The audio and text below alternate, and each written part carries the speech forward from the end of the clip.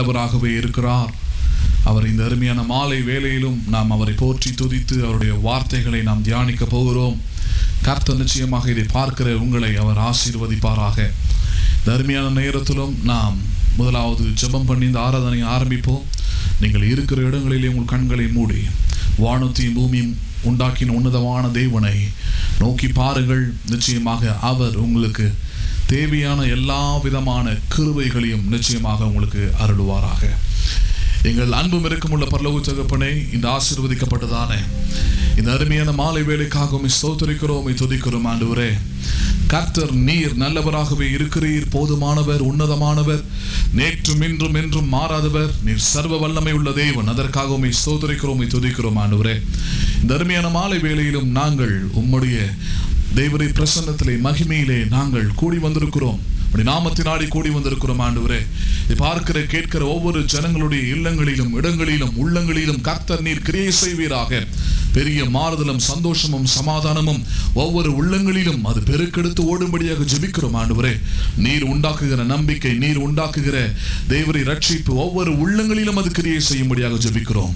தேவரே, இருந்த ஆராதனை ஒவ்வொருவருக்கும் பிரயோஜனமுள்ள ஆராதனையாக, விசுவாசம், நம்பிக்கை, தேவ ஆவியினாலே உயிர்ப்பிக்கப்படுகிற அப்படிப்பட்ட ஆராதனையாக மாறட்டும். எங்கள் ஆண்டவரும் அருமை இரட்சகருமாகிய இயேசு கிறிஸ்துவின் இனிய நாமத்தில் ஜெபிக்கிறோம் எங்கள் ஜீவனுள்ள நல்ல பிதாவே, ஆமென், ஆமென். ஆராதிக்க போகிறோம். இந்த ஆராதனையின் முதல் பாடலாக பேசு சபையே பேசு என்கிற பாடலை பாடப்போகிறோம். நாம் விசுவாசிப்பதை பேச வேண்டும் என்று ஆண்டவர் விரும்புகிறார். நாம் விசுவாசிப்பதை அறிக்கை செய்ய வேண்டும் என்று ஆண்டவர் விரும்புகிறார். நம்முடைய ஜெபத்திலே, நம்முடைய எல்லா சூழ்நிலைகளிலும் ஆண்டவர் நாம் பேசுவதை எதிர்பார்க்கிறவராகவே இருக்கிறார். அதனால்தான் இந்த அருமையான மாலை வேளையிலும் நாம் இப்படி பாடி ஆராதிக்க போகிறோம். பேசு சபையே பேசு என்கிற பாடலை பாடி ஆராதிக்க போகிறோம். நீங்களும் நானுமே தேவனுடைய ஆலயமாக இருக்கிறோம். அதை ஒருபோதும் மறந்து போய்விடாதீர்கள். அதை முதலாவது மனதில் வைத்துக் கொள்ள வேண்டும். நீங்களும் நானும் தான், உங்களுடைய சரீரம் தான் பரிசுத்த ஆவியானவர் தங்கி வாசம் பண்ணுகிற ஆலயம். மற்றதெல்லாம் அதுக்கு அடுத்த லெவல் தான். அதனால் முதலாவது நீங்கள் ஆலயமாக இருக்கிறீர்கள், நீங்கள் பேச வேண்டும் என்பதை உணர்ந்தவர்களாக இந்த அருமையான பாடலை என்னோடு சேர்ந்து பாடி நாம் தேவனை ஆராதிப்போமாக.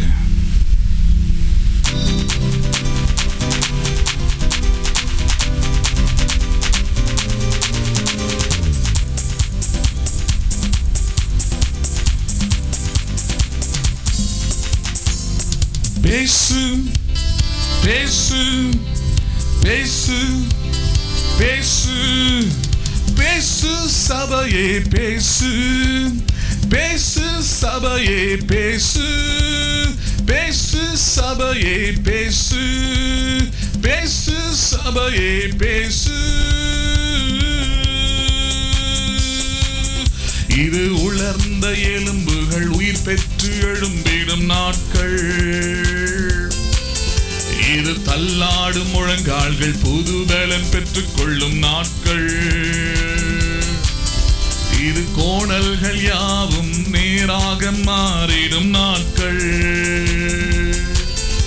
இது கரடான பாதைகள் செவ்வையாக மாறிடும் நாட்கள். இது உலர்ந்த எலும்புகள் உயிர் பெற்று எழும்பிடும் நாட்கள். இது தள்ளாடும் முழங்கால்கள் புது பலன் பெற்றுக் கொள்ளும் நாட்கள். இது கோணல்கள் யாவும் நேராக மாறிடும் நாட்கள்.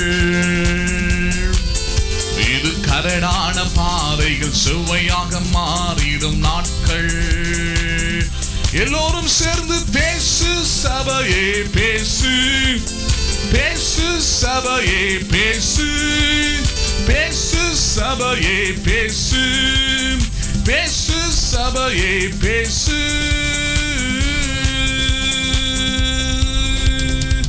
நரம்புகள் உருவாகும், எலும்புகள் ஒன்று சேரும், தசைகளும் புதிதாக தோன்றும்.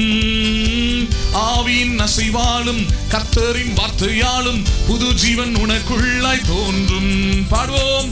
நரம்புகள் உருவாகும், எலும்புகள் ஒன்று சேரும், தசைகளும் புதிதாக தோன்றும். ஆவியின் அசைவாலும் கர்த்தரின் வார்த்தையாலும் புது ஜீவன் உனக்குள்ளாய் தோன்றும். பேசு சபையே பேசு, ஆமென். பேசு சபையே பேசு, பேசு சபையே பேசு, ஆமென் பேசு சபையே பேசு. மேகங்கள் சூழ்ந்திடவே ஈரச்சலம் அவை பெருமழை தேசத்தில் பெய்யும்.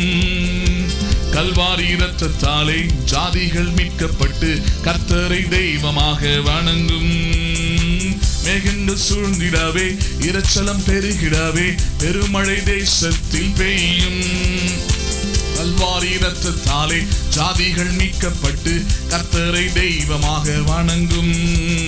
பேசு சபையே பேசு, ஆமென் பேசு சபையே பேசு, பேசு சபையே பேசு, ஆமென் பேசு சபையே பேசு. ஜாதிகள் நடுங்கிடவும் தேசங்கள் வியந்திடவும் கர்த்தரின் கிரியைகள் தோன்றும். மரித்தோர் பள்ளத்தாக்கில் துதிக்கின்ற சேனை ஒன்று கர்த்தரின் ஜீவன் பெற்று எழும்பும். ஜாதிகள் நடுங்கிடவும் தேசங்கள் வியந்திடவும் கர்த்தரின் கிரியைகள் தோன்றும். மரித்தோரின் பள்ளத்தாக்கில் துதிக்கின்ற சேனை ஒன்று கர்த்தரின் ஜீவன் பெற்று எழும்பும். இது உலர்ந்த எலும்புகள் உயிர் பெற்று எழும்பிடும் நாட்கள். இது தள்ளாடும் முழங்கால்கள் புது பலன் பெற்றுக் கொள்ளும் நாட்கள். இது கோணாயாவும் நேராக மாறிடும் நாட்கள். இது கரடான பாதைகள் செவ்வையாக மாறிடும் நாட்கள். மறுபடியும் இது உலர்ந்த எலும்புகள் உயிர் பெற்று எழும்பிடும் நாட்கள். இது தள்ளாடும் முழங்கால்கள் புது பலன் பெற்றுக் கொள்ளும் நாட்கள். இது கோணல்கள் யாவும் நேராக மாறிடும் நாட்கள். இது கரடான பாதைகள் செவ்வையாக மாறிடும் நாட்கள். அதனால் பேசு சபையே பேசு, பேசு சபையே பேசு, பேசு சபையே பேசு, பேசு சபையே பேசு, ஆமென் பேசு சபையே பேசு, ஆமென் பேசு சபையே பேசு, ஆமென் பேசு சபையே பேசு, ஆமென் பேசு சபையே பேசு. ஜீவனை பேசு, ரட்சிப்பை பேசு, சுவாசத்தை பேசு, அற்புதத்தை பேசு. ஜீவனை பேசு, ரட்சிப்பை பேசு, சுவாசத்தை பேசு, நீ அற்புதத்தை பேசு. ஜீவனை பேசு, ரட்சிப்பை பேசு, நீ அற்புதத்தை பேசு. ஜீவனை பேசு, ரட்சிப்பை பேசு, சுவாசத்தை பேசு, நீ அற்புதத்தை பேசு. ஜீவனை பேசு, ரட்சிப்பை பேசு, சுவாசத்தை பேசு, நீ அற்புதத்தை பேசு. ஜீவனை பேசு, ரட்சிப்பை பேசு, சுவாசத்தை பேசு, நீ அற்புதத்தை பேசு. ஜீவனை பேசு, ரட்சிப்பை பேசு, சுவாசத்தை பேசு, நீ அற்புதத்தை பேசு. பேசு சபையே பேசு, பேசு சபையே பேசு, பேசு சபையே பேசு, பேசு சபையே பேசு. சபையே நீ எழும்பிடு, காற்றே நீ வீசிடு.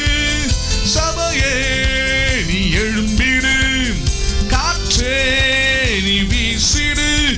என் சபையே நீ எழும்பிடு, காற்றே நீ வீசிடு. சபையே நீ எழும்பிடு, காற்றே நீ வீசிடு. சபையே நீ எழும்பிடு, என் காற்றே நீ வீசிடு. ஓ சபையே நீ எழும்பிடு, காற்றே நீ வீசிடு.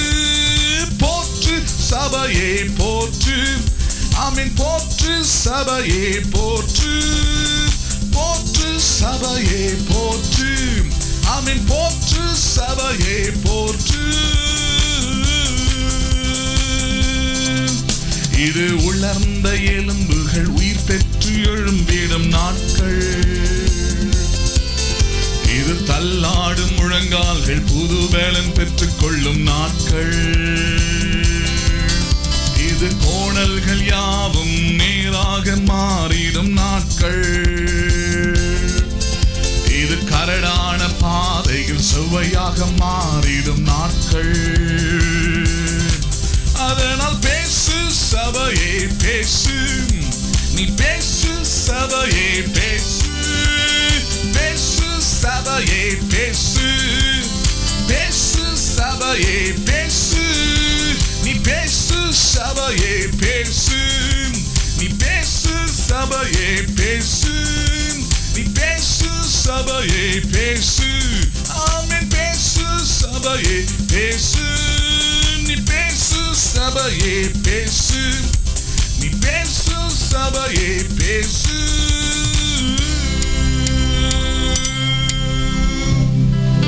ஆமென். சபையே நீ பேசு. தேவனுடைய ஆலயமாய் இருக்கிற சரீரமே நீ பேசு. மலைகளை பார்த்து பேசு. அது சமுத்திரத்தின் ஆழத்திலே அது தள்ளுண்டு போகும் என்று சொல்லப்படுகிறது. அருமையான மாலை வேளையிலும் இந்த வார்த்தைகளை கேட்டுக் கொண்டிருக்கிற நீங்கள் அறிந்து கொள்ள வேண்டிய சத்தியம் அதுவே. சபையாய் இருக்கிற நான், எனக்கு விரோதமாய் நிற்கிற சத்துருக்கள், பயங்கள், அவிசுவாசத்தின் முன்பதாக நான் பேச வேண்டும். கண்மலைக்கும் கண்மலையாக கிறிஸ்துவை விசுவாசமாய் நம்பிக்கையாய் வைத்து நீங்கள் பேசும்பொழுது அவருடைய வல்லமை, அவருடைய ஜீவன் அது புறப்பட்டு வரும். பேசும்படியாக அழைக்கப்பட்டிருக்கிறவர்கள் விசுவாசித்ததை அறிக்கை செய்யும்படியாக அழைக்கப்பட்டவர்களாக இருக்கிறோம். அதனாலதான் அதே பாடலை இன்னொரு பாடலை பாடி தேவனை ஆராதிக்க போகிறோம். உலர்ந்த எலும்புகள் உயிர் பெற்று எழ வேண்டும், ஒன்று சேர்ந்து முழு மனிதனாக வேண்டும். அசைவாடும், இப்போ அசைவாடும் ஆவியான தேவா, ஆராதிக்கிற இடங்களிலே பரிசுத்த ஆவியானவர் உங்கள் மத்தியிலே அவர் அசைவாடுகிறவராக இருப்பார். உங்கள் உள்ளங்களிலே உலர்ந்து போயிருக்கிற உங்கள் வாழ்க்கையிலே பயமும் திகிலும் அவநம்பிக்கையும் சூழ்ந்திருக்கிற உங்கள் வாழ்க்கையிலே இந்த பாடலை நீங்கள் பாடும் பொழுது, விசுவாசித்து உங்கள் வாயினாலே துதிக்கும் பொழுது நிச்சயமாக ஆவியானவர் அசைவாடி நரம்புகளையும் சதைகளையும் ஜீவனையும் வெற்றி அடையும்படியான போர் வீரர்களாய் ஆண்டவர் உங்களை மாற்றுவார். இது அப்படிப்பட்ட ஒரு நேரமாக இருக்கிறது. என்னோடு கூட சேர்ந்து பாடி தேவனை ஆராதிப்போம்.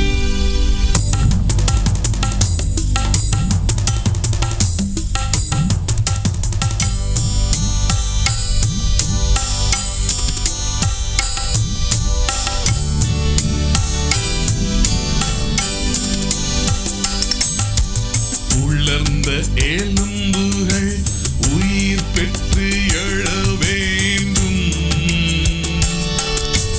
ஒன்று சேர்ந்து முழு மனிதனாக வேண்டும். பாடுங்க. உலர்ந்த எலும்புகள் உயிர் பெற்று எழ வேண்டும், ஒன்று சேர்ந்து முழு மனிதனாக வேண்டும்.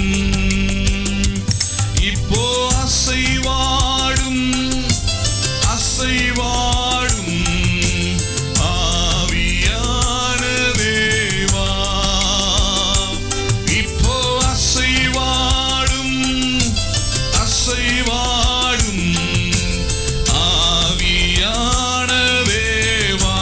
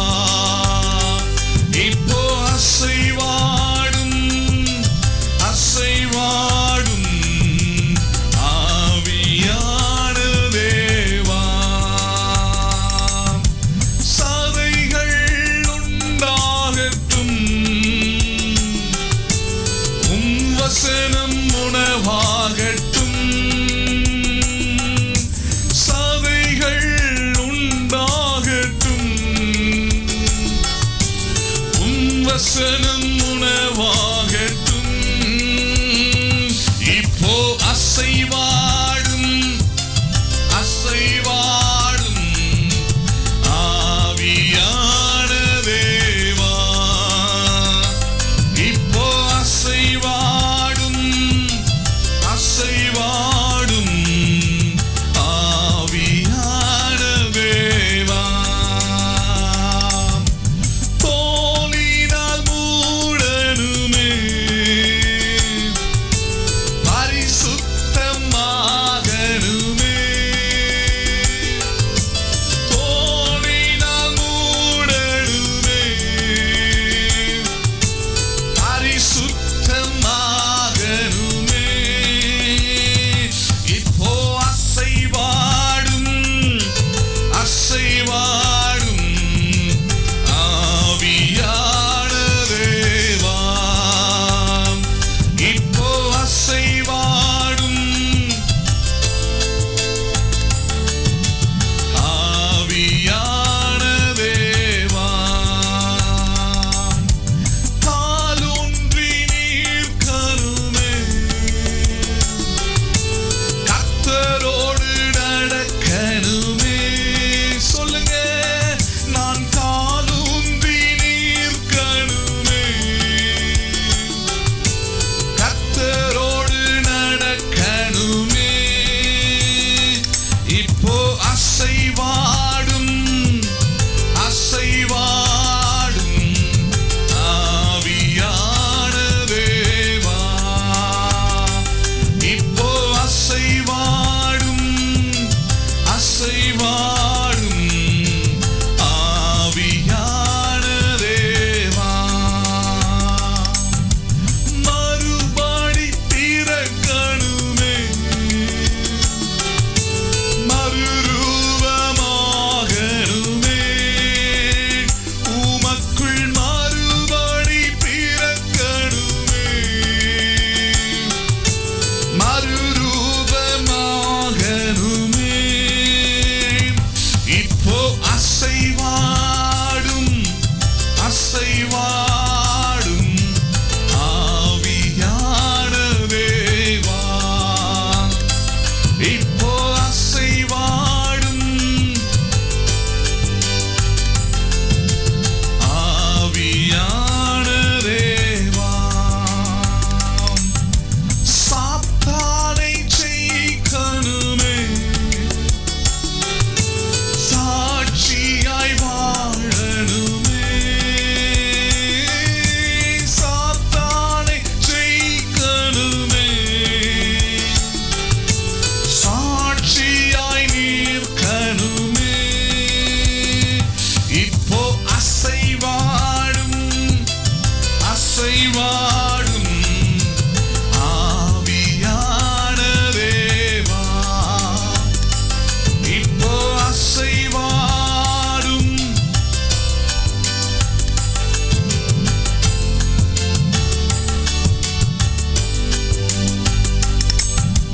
பயங்கள் நீங்கணுமே பரிசுத்தமாகணுமே. என் பயங்கள் நீங்கணுமே பரிசுத்தமாகணுமே. இப்போ அசைவாடும் அசைவாடும் ஆவியான தேவா.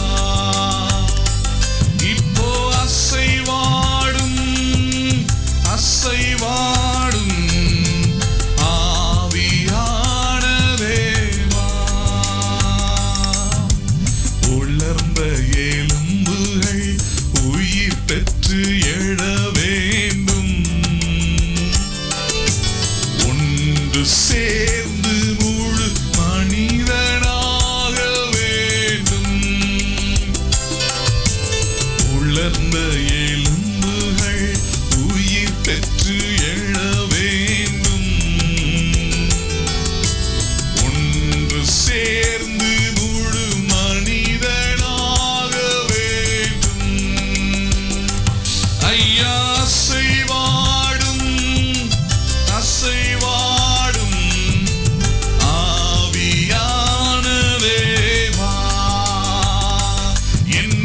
அசைவாடும் அசைவாடும் ஆவியானவரே வா. இப்போ அசைவாடும் அசைவாடும் ஆவியானவரே வா. என்மேல் அசைவாடும் அசைவாடும் ஆவியானவரே வா.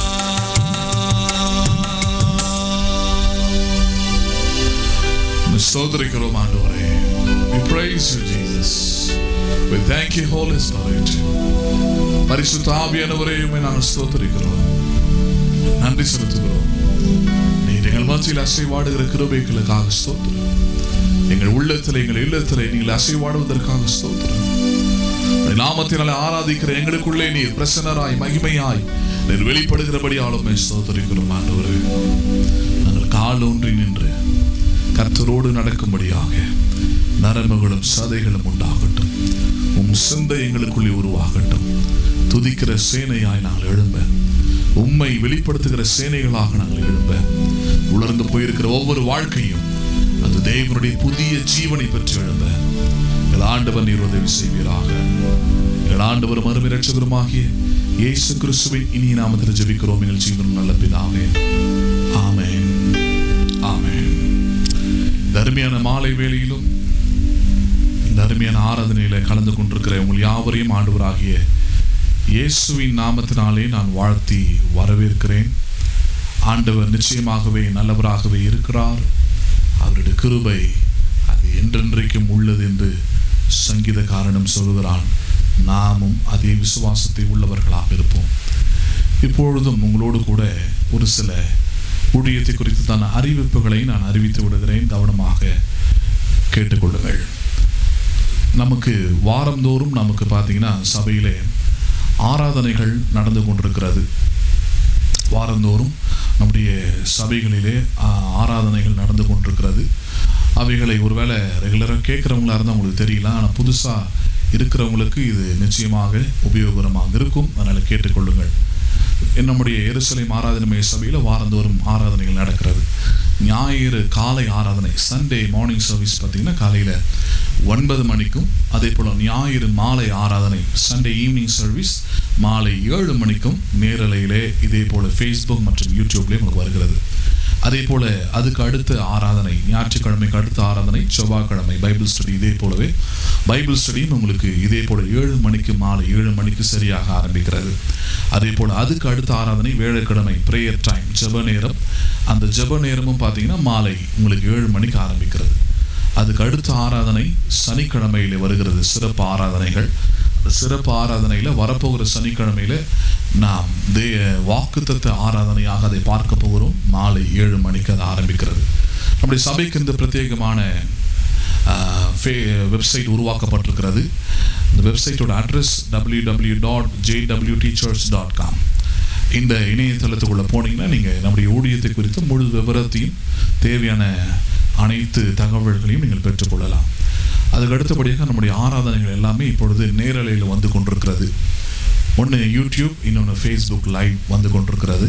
ரெண்டுத்துலையுமே நம்முடைய சபையின் பேரை போட்டிங்கன்னா உங்களுக்கு வந்துடும். ஜெருசலேம் வொர்ஷிப் டேபர்னக்கிள் போட்டிங்கன்னா உங்களுடைய நம்முடைய சபையில் வந்துடும். யூடியூப்லேயும் ஃபேஸ்புக்லேயும் நீங்கள் ஃபாலோ பண்ணுங்கள், சப்ஸ்கிரைப் பண்ணுங்கள், நோட்டிஃபிகேஷன்ஸை நீங்கள் வச்சுக்கோங்க. அப்போ தான் எங்கள் ஆராதனைகள் ஆரம்பிக்கும் போது உங்களுக்கு நோட்டிஃபிகேஷன் வரும். ஈஸியாக ஆராதனையிலே நீங்கள் எங்களோட கலந்து கொள்ளலாம். அதே போல் புதிய வசதியாக ஃபேஸ்புக் லைவ் ஆடியோன்னு கொடுத்துருக்குறோம். ஒருவேளை வீடியோ பார்க்க முடியாத நிலையில் இருக்கிறவங்க, இல்லை டேட்டா எனக்கு கம்மியாக இருக்குது அப்படின்னு இருக்கிற சூழ்நிலையில் இருக்கிறவங்க, நீங்கள் ஃபேஸ்புக் லைவ் ஆடியோவை நீங்கள் கூட யூஸ் பண்ணிக்கலாம். அந்த வசதியும் செய்யப்பட்டிருக்கிறது. நம்முடைய சர்ச்சோடைய வாட்ஸ்அப் நம்பர் 8144202443. இதில் உங்களுடைய ஜெப விண்ணப்பங்கள், தேவைகள், கவுன்சிலிங் ஏதாவது தேவைன்னா அதில் நீங்கள் தொடர்பு கொள்ளலாம். அதே போல் ட்விட்டர் அக்கௌண்ட்டும் இருக்குது, JWT சர்ச், அதையும் நீங்கள் ஃபாலோ பண்ணலாம். அதே போல் நீங்கள் காணிக்கை மற்ற தசம்பாகங்களை ஆன்லைன் மூலமாகவும் கொடுக்கலாம். அதற்குரிய வசதிகளும் இணையதளத்தின் மூலமாக செய்யப்பட்டிருக்கிறது. கூகுள் பே, பேடிஎம், வாட்ஸ்அப் இது போல 3 காரியங்களிலும் நீங்கள் அந்த பணத்தை நீங்கள் உங்களுடைய தசமபாக காணிக்கைகளை நீங்கள் அனுப்பக்கூடிய காரியத்தை ஒழுங்கு செய்யப்பட்டிருக்கிறது வெப்சைட்டை. மேலும் அது விவரங்களுக்கு நீங்கள் வெப்சைட்டை போய் பாருங்கள், உங்களுக்கு டீட்டெயிலாக இருக்கும். அதே போல் வரப்போகிற ஞாயிற்றுக்கிழமையில் நமக்கு கம்யூனியன் ஆராதனை இருக்கிறது, திருவிருந்து ஆராதனை. அதை ஞாபகம் வைத்துக் கொள்ளுங்கள். கம்யூனியனை எடுக்கிற விசுவாசிகள் உங்களுக்கு கொடுக்கப்பட்டிருக்கிற அந்த காரியத்தை ஏற்கனவே நான் சொல்லியிருக்கிறேன். அதே விதத்தின்படியே நீங்கள் ஆயத்தப்படுத்தி வைத்துக் கொள்ளுங்கள். பாடல் ஆராதனை முடிந்த உடனே ஞாயிற்றுக்கிழமை காலை மாத்திரம் உங்களுக்கு கம்யூனியன் கொடுக்கப்படும். இப்பொழுது நாம் தேவனுடைய வார்த்தையை நாம் கேட்போம், வசனத்தை கேட்போம். நீங்கள் ஆயத்தமாக இருக்கும்படி நான் உங்களை கேட்டுக் கொடுக்கிறேன்.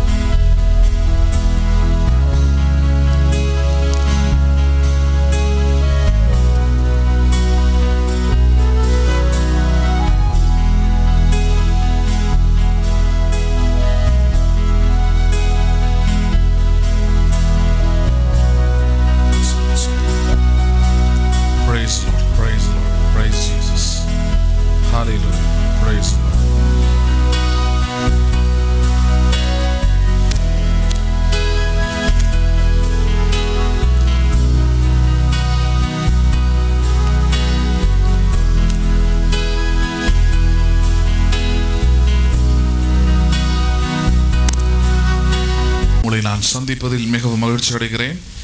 அருமையான பைபிள் ஸ்டடியில் கலந்து கொண்டிருக்கிற யாவரையும் ஆண்டவராகிய இயேசுவின் நாமத்தினாலே நான் வாழ்த்துகிறேன். இப்பொழுது நாம் தேவனுடைய வார்த்தையை நாம் கேட்கப் போகிறோம். எடுத்துக்கொள்ளுங்கள்.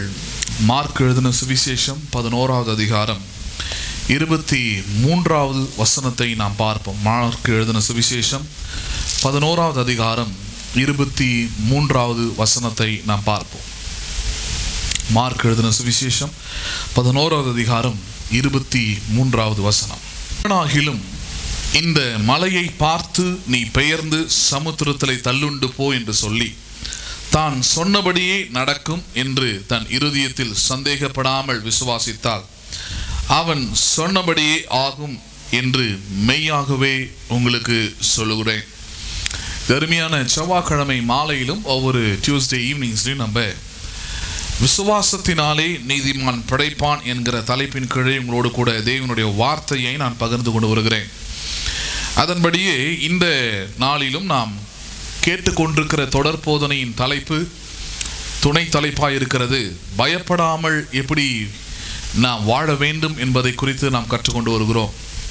வேதம் நாம் கற்றுக் கொடுக்கிற காரியங்கள் என்ன என்பதை பார்க்கும் பொழுது அதில் ஒரு காரியம், நீ பயப்படாமல் பேசு, மௌனமாய் இராதே என்கிற வார்த்தை. நீ பயப்படாமல் பேசு, மௌனமாய் இராதே. அப்போஸ்தலனாகிய பவுலுக்கு ஆண்டவர் இதை சொன்னார். அதை ஒரு சாதாரணமான ஒரு வார்த்தையை எடுத்துட்டு போயிட முடியாது. அதுக்குள்ள இருக்கிற ரகசியங்கள் என்ன என்பதை வெளிப்படுத்தும்படியாக தான் இந்த மாலை வேளையிலே ஆண்டவர் உங்களோடு கூட பேசி கொண்டிருக்கிறார். நிறைய நேரத்தில் கிறிஸ்தவர்களாக இருக்கிற நாம் வேதாகமத்தை படிக்கிறோம், ஜெபிக்கிறோம், அதுக்கப்புறம் பக்தியான சில காரியங்களை நாம் செய்கிறோம், செயல்படுகிறோம். அதில் மாற்று கருத்து இல்லை. ஆனாலும் அங்கே நடக்கிற காரியம் என்னவென்று பார்த்தால், வாழ்க்கையிலே நாம் வேதத்தில் படித்ததை போன்ற அல்லது படிக்கிறதை போன்ற வெற்றியான ஒரு வாழ்க்கையை, தைரியமான ஒரு வாழ்க்கையை, தன்னம்பிக்கை உள்ள ஒரு வாழ்க்கையை நம்முடைய வாழ்க்கையிலே நாம் பார்க்கிறோமா என்றால் அது மிகப்பெரிய கேள்விக்குறிதான். அதற்காக தான் நாம் இதை எப்படி நடைமுறையிலே கொண்டு வர வேண்டும் என்பதுதான் இப்படிப்பட்ட ஆராதனைகளை கேட்கும் போது நமக்கு தெரியும். வேதாகமத்தில் ஆபிரகாமை பார்க்கிறோம், ஈசாக்கை பார்க்கிறோம், யாக்கோபை பார்க்கிறோம், மோசேவை பார்க்கிறோம், யோசுவாவை பார்க்கிறோம், தாவீதை பார்க்கிறோம், சாலமோனை பார்க்கிறோம், சிம்சோனை பார்க்கிறோம். இது போல பல கேரக்டர்ஸ் பழைய ஏற்பாட்டிலும் புதிய ஏற்பாடிலும் நமக்கு முன்மாதிரியாக வைக்கப்பட்டிருக்கிறார்கள் கற்றுக்கொள்ளும்படியாக.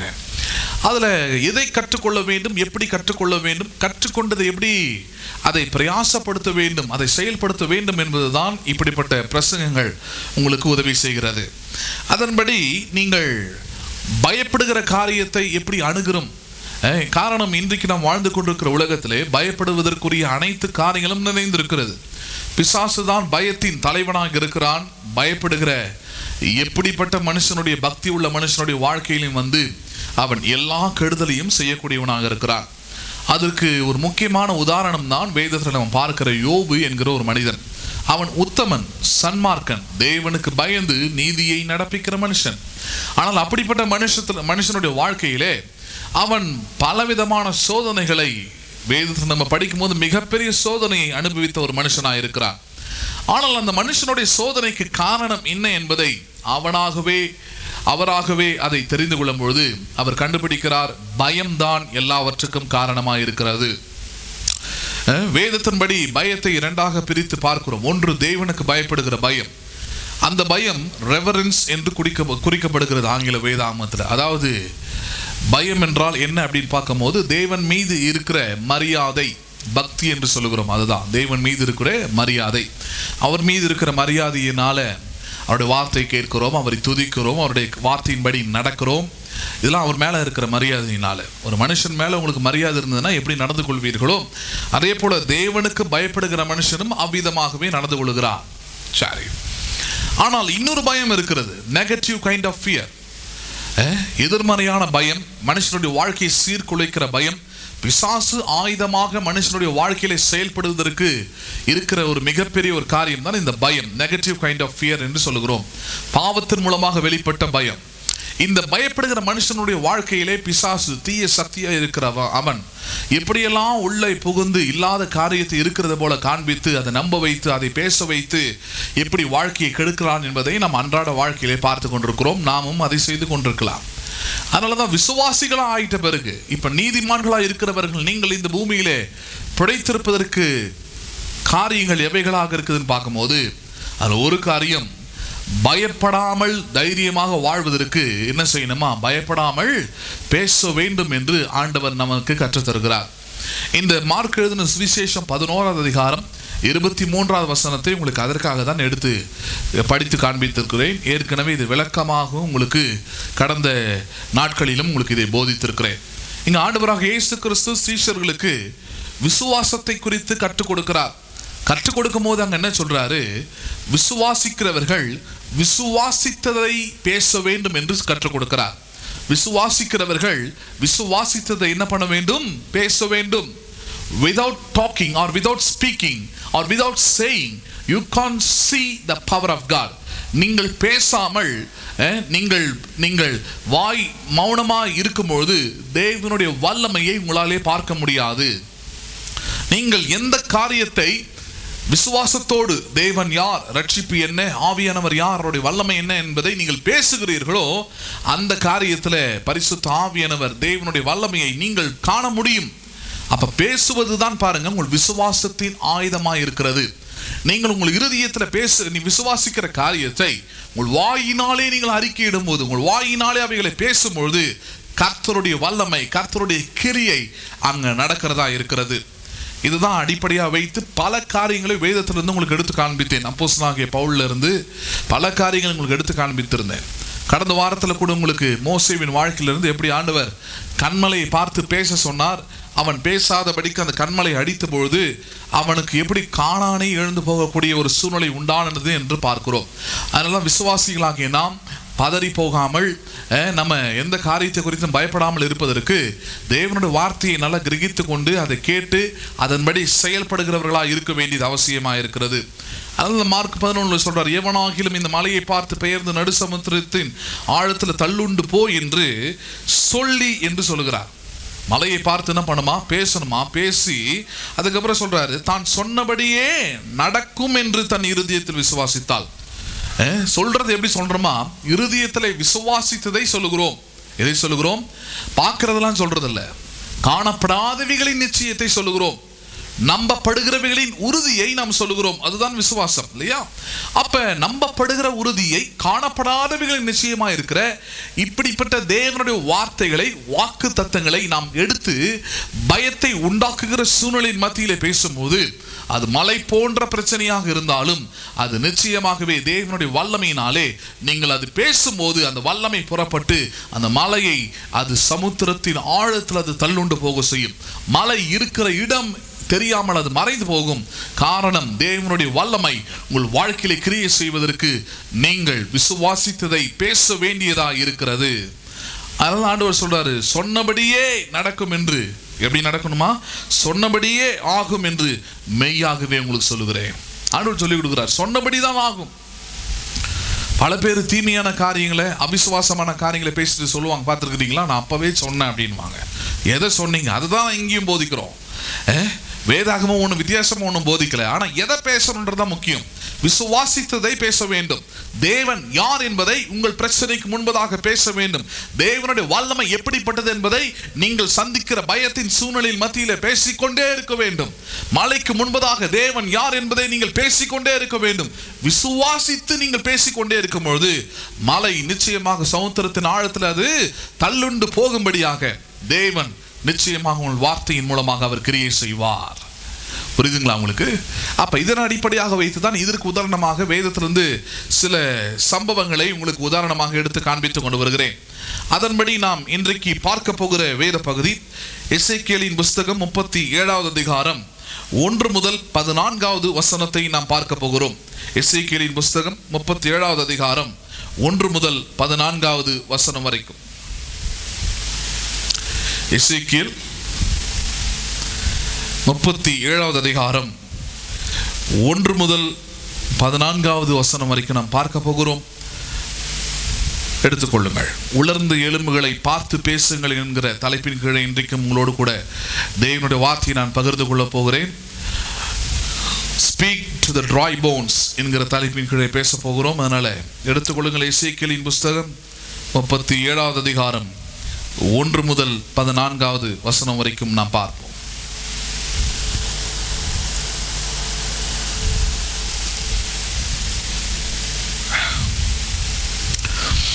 கர்த்தருடைய கை என் மேல் அமர்ந்து கர்த்தர் என்னை ஆவிக்குள்ளாக்கி வெளியே கொண்டு போய் எலும்புகள் நிறைந்த ஒரு பள்ளத்தாக்கின் நடுவிலே நிறுத்தி என்னை அவைகளின் அருகே சுற்றி நடக்க பண்ணினார். இதோ பள்ளத்தாக்கின் வெட்ட வெளியிலே அந்த எலும்புகள் மகா திரளாய் கிடந்தது. அவைகள் மிகவும் உலர்ந்ததுமாயிருந்தது. அவர் என்னை நோக்கி, மனுபுத்திரனே, இந்த எலும்புகள் உயிரடையுமா என்று கேட்டார். அதற்கு நான், கர்த்தராகிய ஆண்டவரே, தேவரீர் அதை அறிவீர் என்றேன். அருமையான வேத பகுதியிலும் எசேக்கியேலை கொண்டு நாம் கற்றுக்கொள்ள போகிற காரியத்தை ஆண்டவர் இங்கு எழுதி வைத்திருக்கிறார். என்ன சொல்லப்பட்டிருக்கிறது? இந்த இடத்துல எசேக்கியேல் தீர்க்கதரிசியை ஆண்டவர் அழைத்து கொண்டு ஒரு பள்ளத்தாக்குக்கு கொண்டு போகிறார். கொண்டு போகும்போது அங்கே நடக்கிற காரியம் என்ன? அங்க பார்த்தா இஸ்ரவேலின் பல சேனையான பழைய யுத்த வீரர்கள் மாண்டு மரித்து போய் கிடக்கிறார்கள். அந்த பள்ளத்தாக்குகள் முழுவதும் சடலங்களாக, எலும்புகளாக கிடக்கிறது. தமிழ் அது சடலங்கள் கொடுக்கல, ஆனா ஆங்கில வேதாகமத்தில் அது குறிக்கப்பட்டிருக்கிறது. சடலங்களும் எலும்புகளும், உலர்ந்த எலும்புகளும் அங்கே கிடக்கிறது. முக்கியமாக ஏன் ஆண்டவர் முக்கியமா இந்த இடத்துக்கு கொண்டு போறாருன்னா, இஸ்ரவேலுக்கு என்று ஒரு பிரத்யேகமான பல காரியங்களில் ஒரு காரியம் என்னன்னா, மரணித்த பிறகு ஜீவனற்று போன பிறகு அந்த மரணத்தை கூட பாருங்க ஒரு விழாவை போல ஒரு சரியான விதத்தில் செம்மையான விதத்தில் அது செய்ய வேண்டும் என்று இருக்கிறது இல்லையா? முக்கியமாக அதை ரட்சிக்கப்பட்ட கிறிஸ்தவர்கள் அதை நாம் பார்க்கிறோம். நம்ம அடக்காரதனை பார்த்துருக்குறீங்களா? நல்ல ஒரு பெட்டியை செஞ்சு அதுக்குள்ளே நல்ல ஒயிட் கலரில் கிளாத்லாம் போட்டு அழகாக வச்சு அதுக்கு மேலே ஒரு சிலுவையை வச்சு அது இதை நல்லா டெக்கரேட் பண்ணி அழகாக கொண்டு போயிட்டு என்ன பண்ணுறோம், அதை வைக்கிறோம். தப்பு கிடையாது. ஆனால் இங்கே நடக்கிற சம்பவம் என்ன? இந்த சடலங்கள் எல்லாம் அடக்கம் பண்ணப்படாமல் ரொம்ப அன்னைக்கு யூதர்களுக்குரிய காரியத்தில் பார்த்தீங்கன்னா அது ரொம்ப வேதனைக்குரியது, ரொம்ப ஒரு விதமான அவமானத்துக்குரிய ஒரு காரியமாக இருக்கிறது. அது வனாந்திரத்தில் உங்கள் பிரேதங்கள் விழும்னு ஆண்டவர் சில இடத்துல சொல்கிறார் இல்லையா இஸ்ரவேல் ஜனங்களுக்கு? அதை போல் இந்த இடத்துல பள்ளத்தாக்குகளிலே இவர்கள் யுத்த வீரர்கள் பாருங்க, யுத்த வீரர்களாக இருந்தவங்க இவங்க பள்ளத்தாக்கில் வெட்டுண்டு எதிரிகளால் வெட்டுண்டு செத்து அங்கே வெறும் எலும்புகளாக கிடக்கிறாங்க, வெறும் சடலங்களாக. அந்த பள்ளத்தாக்குகள் முழுதும் திரளாக இருந்தது என்று சொல்லப்படுகிறது. திரளாக இருந்தது. அப்போ திரளாக இருக்கிற அந்த பள்ளத்தாக்குகளை கொண்டு போயிட்டு ஆண்டவர் எசேக்கியேலை கொண்டு போய் நிறுத்திட்டு 3வது வசனத்தில் நம்ம படிக்கிறோம். ஆண்டவர் எசேக்கியேலை பார்த்து கேட்கிறார், மனுபுத்திரனே, இந்த எலும்புகள் உயிரடையுமா என்று கேட்டார். என்ன கேட்கிறாரா? இந்த எலும்புகள் உயிரடையுமாப்பா அப்படின்னு கேட்கிறாரு. ஒருவேளை உங்களையும் என்னையும் கொண்டு போயிட்டு அந்த மாதிரி ஒரு இடத்துல நிற்க வச்சா எப்படி நின்று இருப்போம், எப்படி பார்த்துருப்போம்? பெருந்திரளான சடலங்கள், பெருந்திரளான எலும்பு கூடுகள், பெருந்திரளான மண்டை ஓடுகள் இப்படி இருந்ததுன்னா எப்படி இருக்கும் யோசித்து பாருங்க. முதல்ல நம்ம போவோமான்னு தெரியல. இது எதை குறிக்கிறது என்றால் இன்றைக்கு உலகம் சந்திக்கிற அல்லது ஒவ்வொரு மனிதனும் தன்னுடைய தனிப்பட்ட வாழ்க்கையில் இப்படிப்பட்ட ஒரு ட்ரைனஸ், இப்படிப்பட்ட ஒரு வறட்சியை அல்லது இப்படிப்பட்ட ஒரு நிலையிலே தான் அவர்கள் வாழ்ந்து கொண்டிருக்கிறார்கள். அதை தான் குறிக்கிறது, வேற ஒன்று குறிக்கல. அப்ப இப்படிப்பட்ட வறட்சியில இப்படிப்பட்ட ஒரு நிலையில தான் உலகம் இன்றைக்கு வாழ்ந்து கொண்டிருக்கிறார்கள். இந்த இடத்துல நம்மை கர்த்தர் எசேக்கியேலை போல, இந்த தீர்க்கதரிசியை போல கர்த்தர் கொண்டு வந்து நம்மை நிறுத்தி இருக்கிறார். இந்த இடத்துல இந்த கேரக்டரை நம்மளாக பார்க்கணும். இப்போ ஆண்டவர் கொண்டு வந்து உங்களை நிறுத்தி இருக்கிறார். அந்த பள்ளத்தாக்குகளின் நடுவில் பாவம் அக்கிரமம் நிறைந்து எப்படி இருக்கும் பாருங்க, கொடூரமா இருக்கும். அதை பார்ப்பதற்கு, அந்த இடத்தை பார்ப்பதற்கு எப்படி இருக்கும்? ரொம்ப அற்புதமான ஒரு காட்சியா இருக்காது. ஆண்டவர் மிகவும் நன்றாக உண்டாக்கின இந்த உலகத்துல இங்க பார்க்கிறார், கொண்டு வந்து எசேக்கியேலை நிறுத்தி பார்க்கிறார். பாரு எப்படி இருக்குது பாரு, உலர்ந்த எலும்புகளால் நிறைந்திருக்கிறது, முழுவதுமாய் நிறைந்திருக்கிறது, முழுவதுமாய் சடலம், எண்ணுக்கடங்காத சடலங்களாய் நிறைந்திருக்கிறது. ஆண்டவர் எசேக்கியேலை பார்த்து கேட்கிறார், மனுபுத்திரனே, இந்த எலும்புகள் உயிரடையுமா என்று கேட்கிறார். இந்த எலும்புகள் என்ன பண்ணுமா? லட்சக்கணக்கான கோடிக்கணக்கான எலும்புகள் இன்றைக்கும் அப்படிதான் இருக்கிறது. உயிரடைவது என்பது மூச்சு வாங்குவதல்ல. எதை குறிக்கிறது? நம்முடைய உள்ளான மனுஷன், தேவனை அறிகிற அறிவு, ஞானம், ரட்சிப்பு, விசுவாசம். இந்த உயிரடையம், இந்த உயிர்ப்பிப்பின் ஆவி நமக்குள்ள இருக்கிறதா? உங்களுக்குள்ள இருக்கிறதா? நீங்கள் வாழ்கிற ஊர்ல இருக்கிற மக்களுக்குள்ள இருக்கிறதா? தேசத்துக்குள்ள இருக்கிறதா? யோசித்து பாருங்க. நம்ம என்ன பண்ணிடுறோம்? எல்லாத்துக்கும் ஆண்டவர் வருகிறார், ஆண்டவர் வருகிறார், ஆண்டவர் வருகிறார், அதிலே கவனமா இருக்கிறோமே தவிர உள்ளிருந்து எலும்புகளாய், உயிரற்ற சடலங்களாய் தேசம் முழுவதும், ஊர் முழுவதும் நிறைந்திருக்கிறார்களே, இவர்கள் எப்பொழுது ஆண்டவரை அறிந்து கொள்வார்கள்? யோசிக்கிறதே இல்லை. பாவமும் அக்கிரமும் மூடி இருக்கிறதே, யோசிக்கிறதே இல்லை.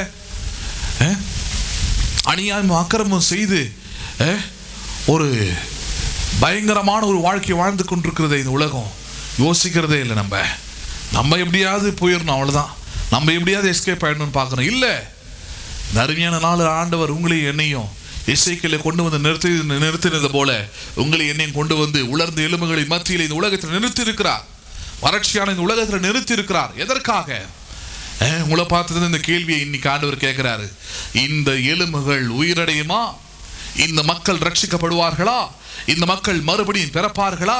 இந்த மக்களுக்குள்ளே பரிசுத்த ஆவியானவர் வாசம் செய்ய முடியுமா? இந்த மக்களை தேவன் தம்முடைய ஜனங்களாக மாற்ற முடியுமா? இந்திய தேசம் இயேசுவுக்கு சொந்தமானதாய் மாற முடியுமா? இந்த கேள்வி உங்களை பார்த்து கேட்கிறார்.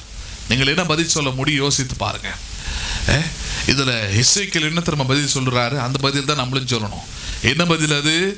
அவர் என்னை நோக்கி, மனுபுத்திரனே, இந்த எலும்புகள் உயிரடையுமா என்று கேட்டார். அதற்கு நான், கர்த்தராகிய ஆண்டவரே, தேவரீர் நீர் அதை அறிவீர் என்றேன். இதை தமிழில் படிக்கும் போது எஸ்கேபிசம் மாதிரி தெரியுது. அதாவது தப்பிக்கிற மாதிரி. ஆண்டவரே உமக்கு தான் தெரியும், எனக்கு ஒன்றும் தெரியாது அப்படின்ற மாதிரி இருக்குது. அப்படி அல்ல. அது சரியான விளக்கம் என்னன்னு பார்த்தீங்கன்னா ஆங்கிலத்தில் சொல்லப்படுகிறது காட்ஸ் பவர் அண்ட் விஸ்டம். ஆண்டவரே உமக்கு தான் தெரியும் அப்படின்றது எதை குறிக்கிறதா?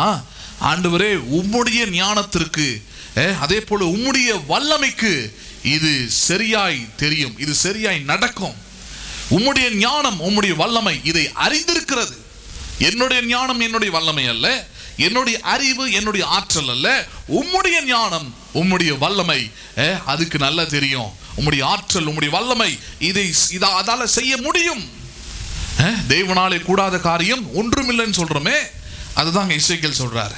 ஆண்டவரே உம்முடைய ஆவியினாலே, உம்முடைய வார்த்தையினாலே, உம்முடைய வல்லமையினாலே, உம்முடைய ஆற்றலினாலே, உம்முடைய ஞானத்தாலே இவைகள் முடியும்.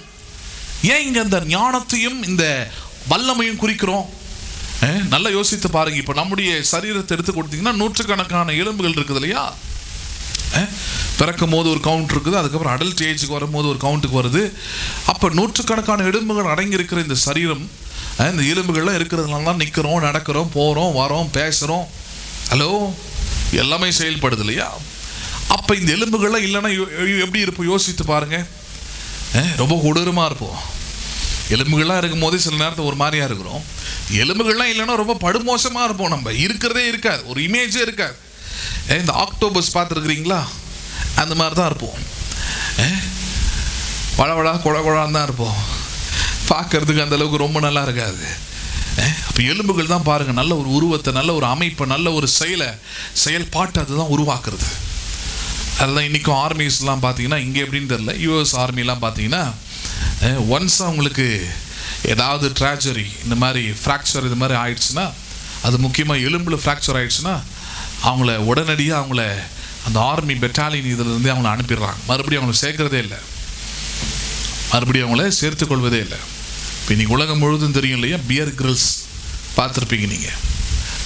டிஸ்கவரி சேனலில் வருவார் பியர் கிரில்ஸ்ன்னு சொல்லிட்டு, எல்லாத்தையும் எடுத்து சாப்பிட்டுக்கிட்டு இருப்பார். நீங்கள் கூட ஒரு மாதிரியே பார்ப்பீங்க. வனத்தில் எப்படி உயிர் காத்து வாழ்வதுன்னு காமிப்பார். How to survive in wilderness அப்படின்னு காமிக்கிறார் இல்லையா? அவர் பார்த்தீங்கன்னா once upon a time is an US soldier. அவர் ஒரு காலத்தில் அமெரிக்காவுடைய சோல்ஜராக இருந்தவர் தான். அவரையே வெளியே வந்தார்னா அவர் சொல்கிறாரு பாருங்க, இதுதான் காரணம். ஒரு முறை அவருக்கு காலில் அடிப்பட்ட போது இந்த எலும்பு ஃப்ராக்சர் ஆகும் போது அதனால் அவர் வெளியே அனுப்பப்பட்டார். அதுக்கப்புறம் தான் என்ன பண்ணுறது, சும்மா உட்காந்துருக்க முடியாது, அவங்களுக்கு தேவையான பணம்லாம் வரும் பாருங்கள். ஆனால் அவங்க சும்மா உட்காந்துருக்க மாட்டாங்க. பணம் கொடுத்த பிறகு கூட சும்மா வீட்டில் உட்காந்துக்கிட்டு அதனால் வாடகை விட்டு சம்பாதிக்கிற மாதிரிலாம் அவங்க இருக்க மாட்டாங்க. அவங்க எப்படின்னா போய் உழைக்கணும், சம்பாதிக்கணும், அந்த மாதிரி மென்டாலிட்டி உள்ளவங்க. வேலை செய்யணும், வேலை செய்கிறது தான் கௌரவம்னு நினைக்கிற ஆட்கள் தான் இந்த மேலை நாட்டில் இருக்கிற ஆட்கள். இங்கே நம்ம ஊரில் அப்படி தலைக்கீழ வேலை செய்கிறது வந்து ரொம்ப அசிங்கங்க அப்படின்ற மாதிரி இருக்குது. அதனால தான் 100க்கும் 10க்கும் 1000க்கும் கவர்மெண்ட் ஒரு 1000 ரூபாய் தருமா, 500 ரூபாய் தருமா, ஒரு 5 கிலோ அரிசி தருமா எதிர்பார்த்துக்கிட்டு இருக்கிறோம். ஏன்னா வேலை மீது, ஒர்க் மீது நமக்கு ஒரு பெரிய நல்ல அபிப்பிராயம் இல்லை. அதனால நான் உங்களுக்கு வேலையெல்லாம் குறித்து எடுத்துருக்கிறேன் இல்லையா? ஜனவரி மாதம் உங்களுக்கு எடுத்துருந்தேன் நினைக்கிறேன். வேலை எவ்வளோ மேன்மையானது, வேலையை எப்படி பார்க்கணும், அந்த கண்ணோட்டம் எப்படி மாறணும், எல்லாத்தையும் உங்களுக்கு எடுத்துருந்தேன். ரொம்ப முக்கியமானது. ஏன்னா ஆண்டவரே 6 நாள் வேலை செய்தார்னு வேதவசனம் சொல்லுது. அப்போ ஆண்டவரே வேலை செய்யும் போது அப்போ நம்ம யார் யோசிச்சு பாருங்க. அவரை கம்பேர் பண்ணும்போது நம்ம ஒரு சரி பாதி கூட நம்ம செய்கிறதில்ல வேலையை. அந்தளவுக்கு வேலை செய்கிற ஆண்டவரை ஆராதிச்சுக்கிட்டு வேலை செய்கிறது இழிவாக நினச்சா எப்படி யோசித்து பாருங்கள். ஒரு மாதிரியாக தான் இருக்கும், அது புரியுது. நம்ம எதிர்பார்க்குற அளவுக்கு அல்லது நம்ம உழைக்கிற அளவுக்கு என்ன பண்ணாது, பலன் இல்லாமல் இருக்கலாம் தற்காலத்தில். ஆனால் பிற்காலத்தில் அதுதான் ஆசீர்வாதமாக இருக்கும். கையின் பிரயாசத்தை தான் ஆசீர்வதிப்பேன்றார். உட்காந்து சாப்பிட்றத ஆசீர்வதிக்கிறது இல்லை. இந்த மாலை வேலையில் கூட உங்களோடு கூட ஏன் பேசிக்கிட்டு இருக்கிறேன்னா அதனால தான். சும்மா உட்காந்துக்கிட்டு போக முடியுமா? போக முடியும். எனக்கு அந்த வசதி ஆண்டவர் கொடுத்துருக்குறாரு, இல்லைன்னு சொல்ல மாட்டேன். யாரும் என்னை கேள்வி எழுப்ப போகிறதில்ல. நான் பாடி என் டைமை நான் வேறு இதில் ஸ்பெண்ட் பண்ணலாம். ஆனால் உங்களுக்காக ஒரு பிரசங்கம் பண்ணணுன்னா உங்களுக்கு பல மணி நேரம் உட்காந்து இதெல்லாம் ரெடி பண்ணி கொண்டு வந்து நின்று ஏன் பேசுகிறேன்னா வேலை. This is job, this is work for me. உலகமே ஊரடங்காக இருந்தாலும் எனக்கு ஊரடங்கு கிடையாது, ஊழியக்காரங்களுக்கு ஊரடங்கு கிடையாது. ஆத்துமாக்களை உயிர்ப்பித்து கொண்டே இருக்கணும், ஆத்துமாக்களோடு பேசி கொண்டே இருக்கணும், ஆத்துமாவுக்கு தேவனோட வார்த்தையை கொண்டு போஷித்து கொண்டே இருக்கணும். அதுதான் வேலை. That is the work. அப்போ அதை சாதாரணமாக எடுத்துட முடியாது பாருங்கள். வேலை செய்கிறதெல்லாம் அவ்வளோ சாதாரணமாக அதை எடுத்துக்க முடியாது. அப்போ அவரெல்லாம் அப்படி தான் பாருங்கள். இந்த எலும்புகள் அப்போ எலும்புன்னும் போது பாருங்கள் அவ்வளோ முக்கியமானது அது. அப்போ இதில் ஒரு எலும்பு மிஸ் ஆகிட்டா கூட இந்த நூற்றுக்கணக்கான எலும்பில் பாருங்கள் கரெக்டாக அந்தந்த எலும்போடு தான் ஜாயின் ஆகும். இதுக்கு அடுத்தது இதுக்கு அடுத்தது இப்படி தான் அதை ஃபார்ம் பண்ண முடியும். இங்கே எப்படி இருக்குதுன்னா, எசேக்கியேலை கொண்டு போய் நிறுத்தி வைத்த பள்ளத்தாக்கில் அது லட்சக்கணக்கான எலும்புகள் கிடக்குது, எண்ணுக்கடங்காத எலும்புகள். இது எவைகள்? இதெல்லாம் கரெக்டாக ஒரு ஸ்கல் எடுத்துக்கிறோம், ஒரு மண்டை ஓடு இருக்குது, அது கீழே கரெக்டாக இந்த தொண்டை, அதுக்கப்புறம் இந்த ரிப்ஸு, இந்த ஆர்ம்ஸு, இந்த லெக்ஸோடைய இது எல்லாமே வரணும் கரெக்டாக இல்லையா? ஒவ்வொரு எலும்பும் இப்போ கையோடைய எலும்பும் காலோடைய எலும்பும் வேறு மாதிரி இருக்கும். அப்போ இது ஆயிரக்கணக்காக லட்சக்கணக்காக பெருந்திரளாக இருக்குது பாருங்கள். அப்படியே பார்த்தா ஃபுல்லாக மண்டை ஓடுகளும் எலும்பு ஓடுகளுமா சடலமாக இருக்குது. ஆண்டவர் கொண்டு போய் எசேக்கியேலை நிறுத்தி வச்சுட்டு சொல்கிறாரு, இவைகள் எல்லாம் உயிரடையுமா அப்படின்னு கேட்குறாரு. உலர்ந்த எலும்புகள், ஒன்றும் சதை கிடையாது, நரம்பு கிடையாது, ஒன்றுமே இல்லை, அப்படியே சடலங்களாக கிடக்குது. அதை பார்த்து கேட்குறாரு, இவைகள் உயிரடையுமா அப்படின்னு கேட்கும்போது அந்த இடத்துல அவர் சொல்கிற வார்த்தை பதில் என்ன தெரியுமா? ஆண்டவரே, உம்முடைய ஞானத்துக்கு அது ஒன்றுமே கிடையாது, உம்முடைய ஞானத்துக்கு நல்லா தெரியும் ஆண்டவரே, உம்முடைய வல்லமையினாலே அது ஆகும், உமக்கு நல்லா தெரியுன்றதுக்குரிய அர்த்தம் அதுதான். உம்முடைய வல்லமையினாலே இது ஆகும், உம்முடைய ஞானத்தினாலே அது நடக்கும், அது ஒன்றும் பெரிய கஷ்டம் இல்லைன்னு பேசுகிறார். சரி, அது மாத்திரமல்ல, அதுக்கப்புறம் பாருங்க 4ஆம் வசனத்தில் இவர் சொல்லிட்டாரு, by God's power and God's விஸ்டம்னு எசேக்கியேல் சொன்னதுனால சரி நான் பார்த்துக்கிறேன், என் ஞானத்தை கொண்டு என் வல்லமையை கொண்டு நான் பார்த்துக்கிறேன்னு ஆண்டவர் போகாமல் இன்றைக்கும் அப்படிதான். இன்னைக்கு உங்களை என்னையும் ரட்சித்திருக்கிறார், எதுக்காக வேறு பிரித்திருக்கிறார், எதற்காக அவருடைய பிள்ளைகளாக இருக்கிறோன்னா, வெறும் நம்முடைய ஆண்டவருடைய ஞானம், அவருடைய ஆற்றல், அவர் எதை சிந்திப்பார், நம்ம பாட்டு சும்மா உட்காந்துட்டு வேடிக்கை பார்த்து நல்லா சாப்பிட்டுக்கிட்டு நல்ல ஊரு சுற்றிக்கிட்டு இருப்போம். இல்லை உலகத்தார் பேசுறது போல் பயத்தையும் அவிசுவாசத்தையும், இவ்வளோ அதிகமாகிருச்சாமே, இந்த ஏரியாவில் வந்துருச்சாமே, அந்த ஏரியாவில் வந்துக்கிட்டு இருக்குதாமே, இதே பேசிக்கிட்டு இருக்காமே. நம்மள ஆண்டவர் வேறு விதமாக பேசுவதற்கு, விசுவாசத்தை பேசுவதற்கு, மலையை பார்த்து நடு சமுத்திரத்தில் தள்ளுண்டு போ என்று பேசுவதற்கு உங்களையும் என்னையும் அழைத்திருக்கிறார். எசேக்கியேலுக்கு இப்போ அந்த பாடத்தை தான் எடுக்கிறார். அதை தான் நம்ம இன்னைக்கு கற்றுக்கொள்ள போகிறோம். இவ்வளோ பெருந்திரளாக இருக்கிற இந்த சடலங்களுக்கு முன்பதாக எசேக்கியேலை கொண்டு போய் நிறுத்திட்டு ஆண்டவர் கேட்கிறாரு, இவைகள் உயிரடையுமா, இவைகள் செயல்படுமா, இவைகள் பழையபடி இவைகள் யுத்த வீரர்களா எழும்புமா, இனி என்ன நினைக்கிற அப்படின்னு கேட்கிறாரு. எசேக்கியேல் சிம்பிளா சொல்றார், ஆண்டவரே, உம்முடைய ஞானத்தினாலே உம்முடைய வல்லமையினாலே அது ஆகும், அது உமக்கு நல்லா தெரியும் ஆண்டவர், you know that very well. அது சொன்ன பிறகு ஆண்டவர் இப்ப அந்த ஞானத்தையும் அந்த வல்லமையும் அவர் எசேக்கியேலை கொண்டு செயல்பட வைக்கிறார். இன்றைக்கு அப்படிதான் ஆண்டவர் உங்களை அழைத்தது, தெரிந்து கொண்டது, ரட்சித்தது நோக்கம் என்ன? அவருடைய ஞானத்தையும் அவருடைய வல்லமையும் உங்களுக்குள்ளே அருளி உங்களுடைய வாழ்க்கையில கொடுத்து அவைகளின் மூலமாக இந்த உலகத்தை, இந்த தேசத்தை, நீங்கள் வாழுகிற பகுதியை, உங்களுக்கு தெரிந்த மற்றவர்களை உயிரடைய வைக்கும்படியாக, ரட்சிப்புக்குள்ளே வழிநடத்தும்படியாக, நித்திய ஜீவனை பெற்றுக் கொள்கிற வழியை உங்கள் மூலமாக கர்த்தர் ஏற்படுத்தும்படியாகவே உலர்ந்து போன எலும்புகளாக இருக்கிற இந்த உலகத்தின் முன்பதாக கர்த்தர் உங்களையும் என்னையும் உயிர்ப்பித்திருக்கிறார். அண்டர்ஸ்டாண்ட் பண்றீங்களா? அதுதான் இங்கே எசேக்கியேலுக்கு சொல்லிக் கொடுக்கிறார்.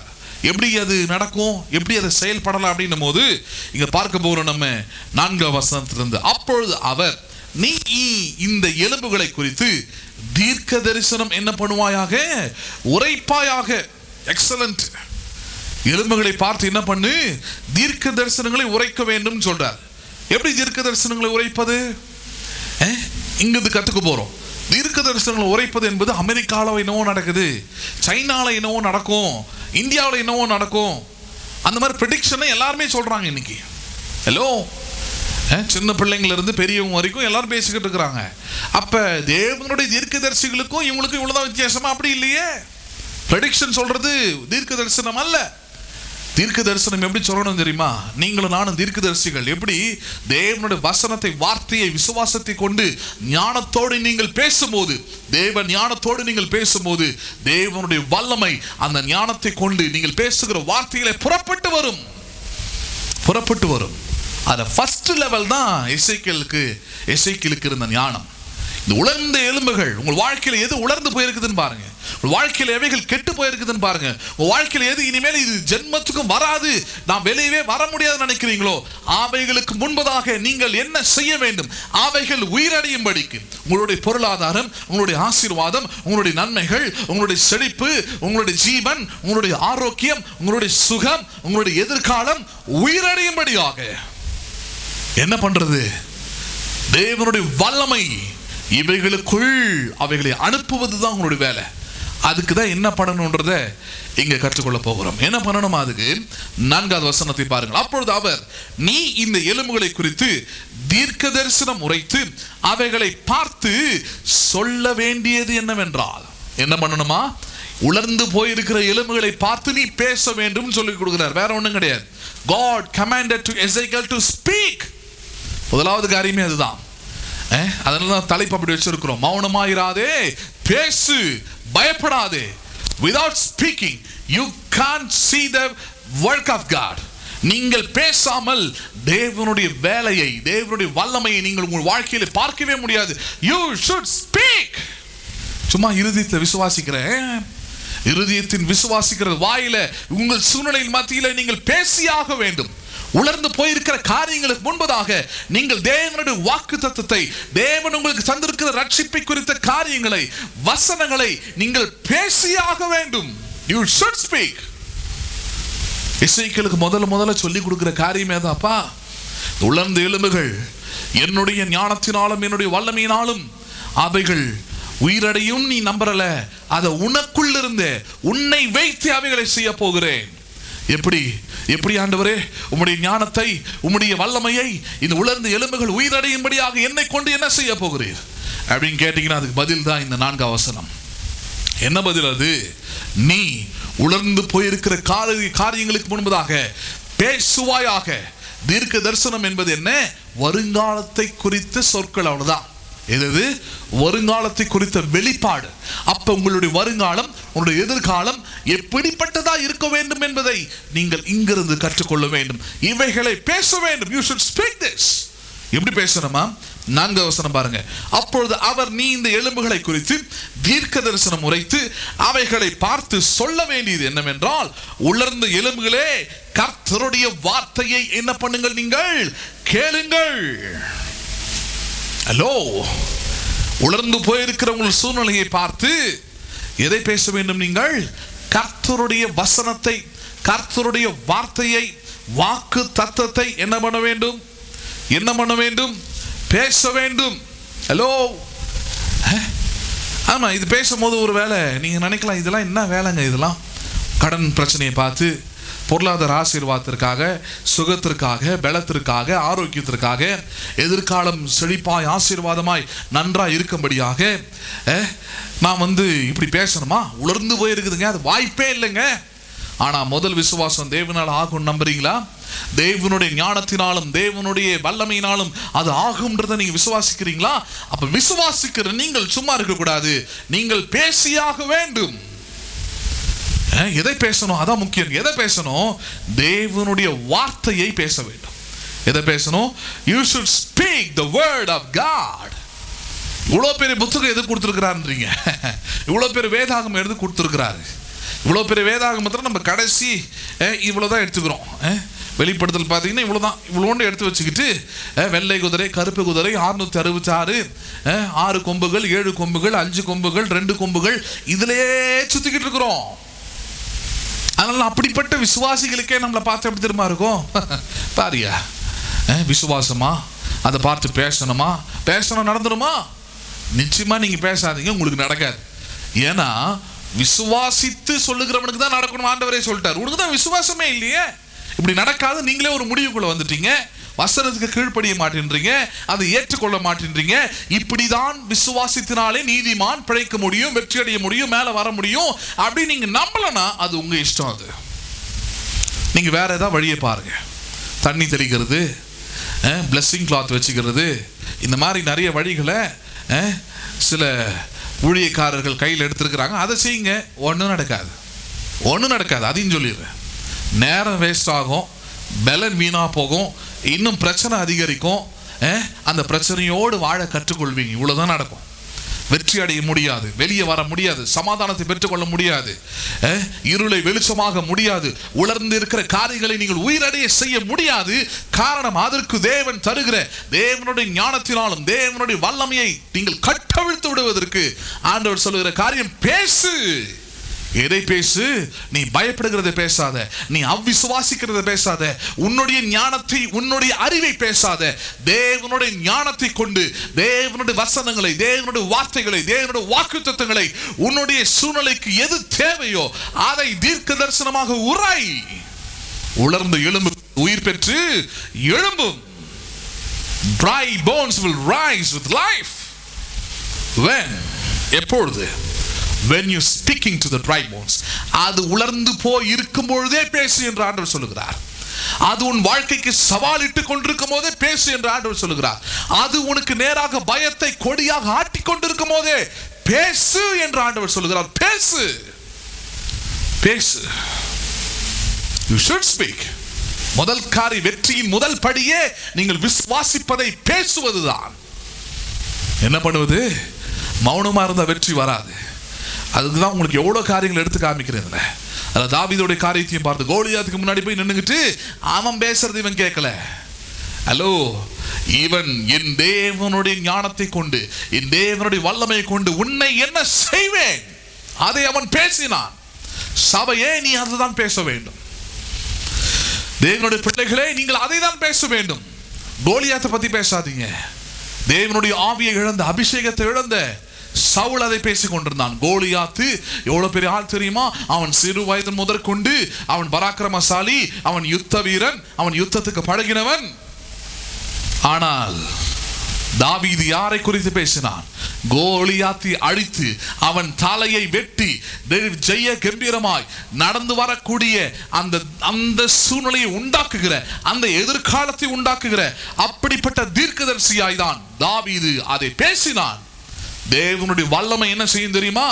தேவனுடைய ஆவி என்ன செய்யும் தெரியுமா? தேவனுடைய ஞானத்தை கொண்டு நான் என்ன பண்ணுவேன் தெரியுமா? நீ கோலியாத்தாகவே இருந்தாலும் உன்னை வெட்டுவேன், உன்னை வீழ்த்துவேன். கர்த்தர் உங்களை அப்படிப்பட்ட தாவீதுகளாய் தான் எழுப்ப விரும்புகிறார், சவுல்களாய் அல்ல. தேவனுடைய அபிஷேகத்தை, ஆவியை, சுதந்திரத்தை இழந்த சவுல்களாய் அல்ல. Not as a Saul, but as a David. தாவீது பெற்ற அதே அபிஷேகம், தாவீது பெற்ற அதே ஆவி இதுக்கு உங்களுக்குள்ளும் கிரியை செய்யட்டும். உங்களுடைய மனக்கண்களை அது திறக்கட்டும். நீங்கள் பயப்படுகிற காரியம் அது எப்படிப்பட்டதாக இருந்தாலும் தேவனுடைய வார்த்தையை பேசும்படியாக அழைக்கப்பட்டீர்கள். மார்க் 11 ஆண்டவராக இயேசு கிறிஸ்து அதை தான் நமக்கு கற்றுக் கொடுத்திருக்கிறார். எவனாகிலும் இந்த மலையை பார்த்து நீ பெயர்ந்து நடு சமுத்திரத்தில் தள்ளுண்டு போய் என்று தன் இருதயத்தில் சந்தேகப்படாமல் அவன் சொன்னால், அவன் விசுவாசித்தால் அவன் சொன்னபடியே ஆகும். நீங்கள் சொல்லுகிறபடிதான் ஆகும்.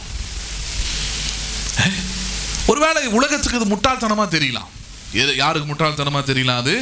ஆமா, இந்த காரியங்கள் உலகத்திற்கும் உலக ஞானத்தை உள்ளவர்களுக்கும் இது என்ன வசனம், இது என்ன பழக்கம்? பயத்தை பார்த்து நாங்க வந்து பேசணுமா? மலையை பார்த்து நாங்க பேசணுமா? எங்களுக்கு எதிராக வருகிற பலவீனத்தை பார்த்து நாங்க தேவனோட வார்த்தையை பேசணுமா? நாங்க ஐயோ அம்மான்னு தான் பேசுவோம். ஐயோ வலிக்குது, அப்பா வலிக்குதுன்னு தான் சொல்லுவோம். ஐயோ பிசாசு பெரியவன், தாவி இது சவுல் பெரியவன், அதே போல கோலியாத்து பெரியவன், அதுதான் பேசுவோம். நோ நோ, எதை பேசணும்? கர்த்தர் யார் என்பதை பேச வேண்டும். ஏன்னா அது உலகத்துக்கு ஒருவேளை அது பைத்தியக்காரத்தனமா தெரியலாம். அதனால தான் அப்போஸ்தலனாகிய பவுல் பாருங்க, நமக்கு 1 கொரிந்தியர் 1:18 தெளிவா நமக்கு என்ன பண்ணிட்டாரு, அழகா சொல்லிட்டார். சிலுவை பற்றிய உபதேசம் கெட்டு போகிறவர்களுக்கு எப்படி இருக்கிறது? பைத்தியமா இருக்கிறது. கெட்டு போகிறவர்களுக்கு, கெட்டு போறவங்கன்னா வாழ்க்கையில தோல்வி அடைகிறவங்களுக்கு, வாழ்க்கையில முன்னேற முடியாமல் இருக்கிறவங்களுக்கு, வாழ்க்கையில நித்திய ஜீவனை பெறாமல் போகிறவர்களுக்கு, வாழ்க்கையில தேவனுடைய வல்லமையை பார்க்க முடியாம போகிறவர்களுக்கு இப்படிப்பட்ட உபதேசங்கள் எப்படி இருக்கிறது? பைத்தியமா இருக்கிறது. இது என்ன பைத்தியக்காரத்தனம்? இது என்ன பைத்தியக்காரத்தனமான பிரசங்கம்? பேசணுமா? பயப்படுகிற நேரத்தில் பேசிக்கிறதா வேலை? அழ முடியும், இவங்களை அவங்களுக்கு கால் பண்ண முடியும், ஆனா எதை பேச முடியாது அவங்களால? தேவனுடைய வார்த்தையை பேச முடியாதா? அப்படியே ஊறிட்டோம், அப்படியே பழகிட்டோம், அப்படியே நம்மள சபை வளர்த்துருக்கு. அப்படி இல்லை, அதுல இருந்து வெளியே வர கற்றுக்கொள்ளணும். வெளியே வந்து எசேக்கியேலுக்கு ஆண்டவர் தான் சொல்லி கொடுக்குறார். எனக்கு ஞானம் உண்டுன்னு நம்புறல, என்னுடைய வல்லமையினால அது ஆகுன்றத நீ சொல்றல, அப்ப அது ரெண்டுத்தையும் உனக்குள்ள வைக்கிற. தேவன் ஞானத்தை உனக்குள்ள தர, தேவனுடைய வல்லமை உனக்குள்ள தர, ரட்சிக்கப்பட்டிருக்கிற, மீட்கப்பட்டிருக்கிற ஆண்டவராக இயேசு கிறிஸ்துவை சொந்த ரட்சகராக ஏற்றுக்கொள்கிற உங்கள் ஒவ்வொருவருக்கும் அவர் உலர்ந்து போயிருக்கிறவனுடைய எதிர்காலத்தை, உலர்ந்து போயிருக்கிற உங்கள் வாழ்க்கையை அவர் உயிர் பெற்று எழும்புகிற ஞானத்தை, வல்லமை அவர் தருகிறார். அதை எப்படி பயன்படுத்துறதுன்ற பிராக்டிக்கல் தான் இந்த 4வது வசனத்துல நமக்கு கற்றுக் கொடுக்கிறார். எப்படி கற்றுக் கொடுக்கிறார்? எசேக்கியேல் 37:4. அப்பொழுது அவர், நீ இந்த எலும்புகளை குறித்து தீர்க்க தரிசனம் உரைத்து அவைகளை பார்த்து சொல்ல வேண்டியது என்னவென்றால், உலர்ந்த எலும்புகளே, கர்த்தருடைய வார்த்தையை கேளுங்கள். யார் கேளுங்க? அப்ப உங்களுக்கு வாழ்க்கையில் எதெல்லாம் உலர்ந்த போல எலும்புகளா இருக்குது பாருங்க. உங்களுடைய சுகமா, உங்களுடைய பொருளாதாரமா, உங்களுடைய வேலையா, உங்களுடைய குடும்ப உறவுகளா, எந்த காரியம் உலர்ந்து போயிருக்குதுன்னு நினைக்கிறீங்க? எந்த காரியம் ட்ரையா இருக்குதுன்னு நினைக்கிறீங்க? எந்த காரியம் உபயோகமற்றதா இருக்குதுன்னு நினைக்கிறீங்க? எந்த காரியம் இது செய்ய முடியாது நீங்க நினைக்கிறீங்க? எந்த காரியம் சரியானா நல்லா இருக்கும்னு நினைக்கிறீங்க? நான் சொல்லுகிறேன், தேவனுடைய வார்த்தை உங்களுக்கு உண்டு. நீங்கள் பேச வேண்டியது என்ன? கடன் பிரச்சனையே, நீ தேவனுடைய வார்த்தையை கேள். பலவீனமே, நீ தேவனுடைய வார்த்தையை கேள். தோல்வியே, நீ தேவனுடைய வார்த்தையை கேள். எப்படி கேட்கணும்? எப்படி பேசணும்? எப்படி கேட்கும்படியாக பேசணும்? தோல்வியே, நீ கேள். என்னை பலப்படுத்துகிற கிறிஸ்துவினாலே எல்லாவற்றையும் செய்ய எனக்கு பலன் உண்டு. தெரிஞ்சுக்கோ, தெரிஞ்சுக்கோ. அதான் பேசுவது. உலர்ந்து இருக்கிற காரியங்களுக்கு முன்பதாக, பலவீனத்துக்கு முன்னாடி, சுகவீனத்துக்கு முன்னாடி எப்படி பேசுறது? அவருடைய தழும்புகளால் நான் குணமானேன். சுகவீனமே, பலவீனமே, தெரிந்துகொள், இயேசுவின் தழும்புகளால் நான் குணமாய் இருக்கிறேன்.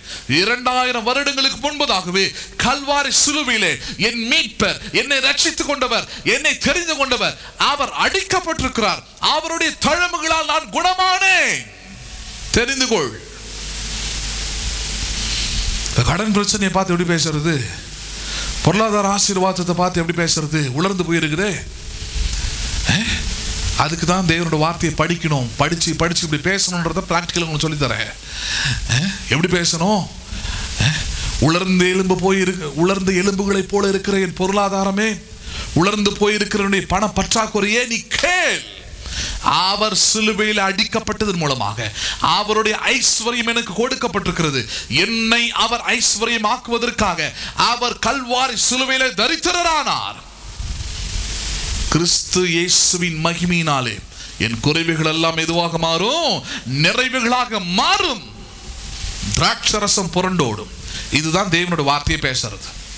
உலர்ந்து போயிருக்கிற வாழ்க்கையிலே தேவனுடைய வார்த்தையை பேசுவது எப்படி? How to speak before the dry bones, before the dry issues. How to speak? This kind you have to speak. இப்படி தான் பேசணும். எப்படி பேசணும்? உலர்ந்து போயிருக்கிற காரியங்களே, ஒன்று கேளுங்கள்.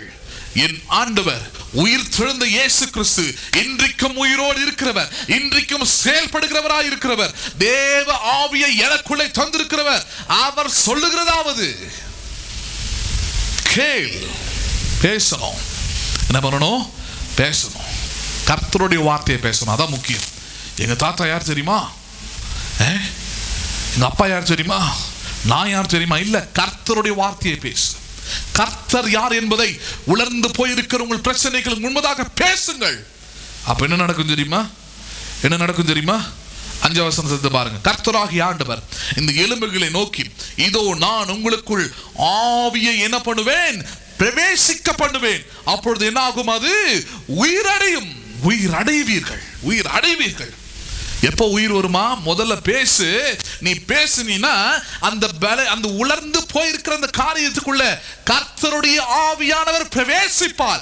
கிறிஸ்துவை மரித்தோரிலிருந்து எழுப்பின ஆவியானவர் உலர்ந்து போயிருக்கிற, பிரச்சனையா இருக்கிற, சவால் விட்டு கொண்டிருக்கிற தோல்விக்கு, பலவீனங்கள், சுகவீனங்கள், எந்த உலர்ந்து போயிருக்கிற காரியத்துக்குள்ளும் கிறிஸ்துவை மரித்தோரிலிருந்து எழுப்பின ஆவியானவர், அவருடைய ஆவி பிரவேசிக்கும்.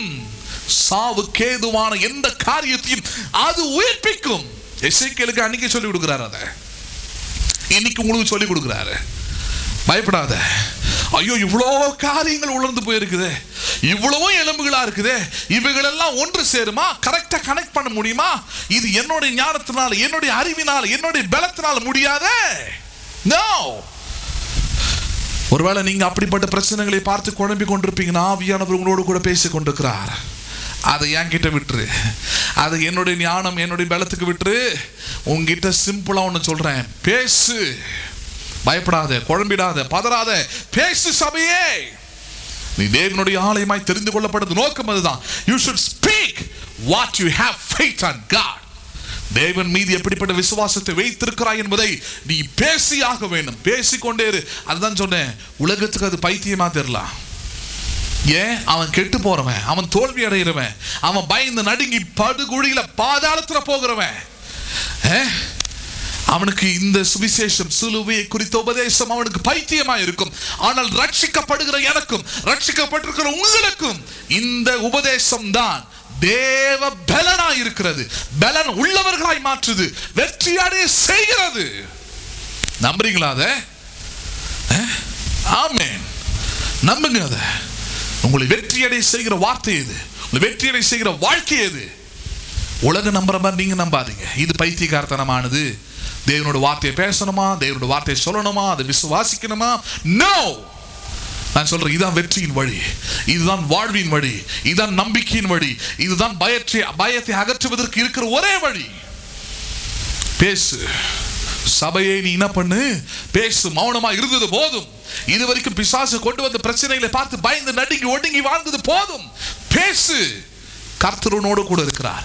கர்த்தருடைய வல்லமை உனக்குள்ள இருந்து புறப்பட்டு வரும். நீ பேசு. கர்த்தரின் ஆவியானவர் உலர்ந்து போயிருக்கிற எலும்புகளுக்குள்ளே அவர் புகுவார், அவைகள் உயிரடையும். It will arise. உன் பொருளாதாரம் அப்படிதான் உயிரடையும், உன்னுடைய சுகம் அப்படிதான் உயிரடையும், உன்னுடைய எதிர்காலம் அப்படிதான் உயிரடையும்.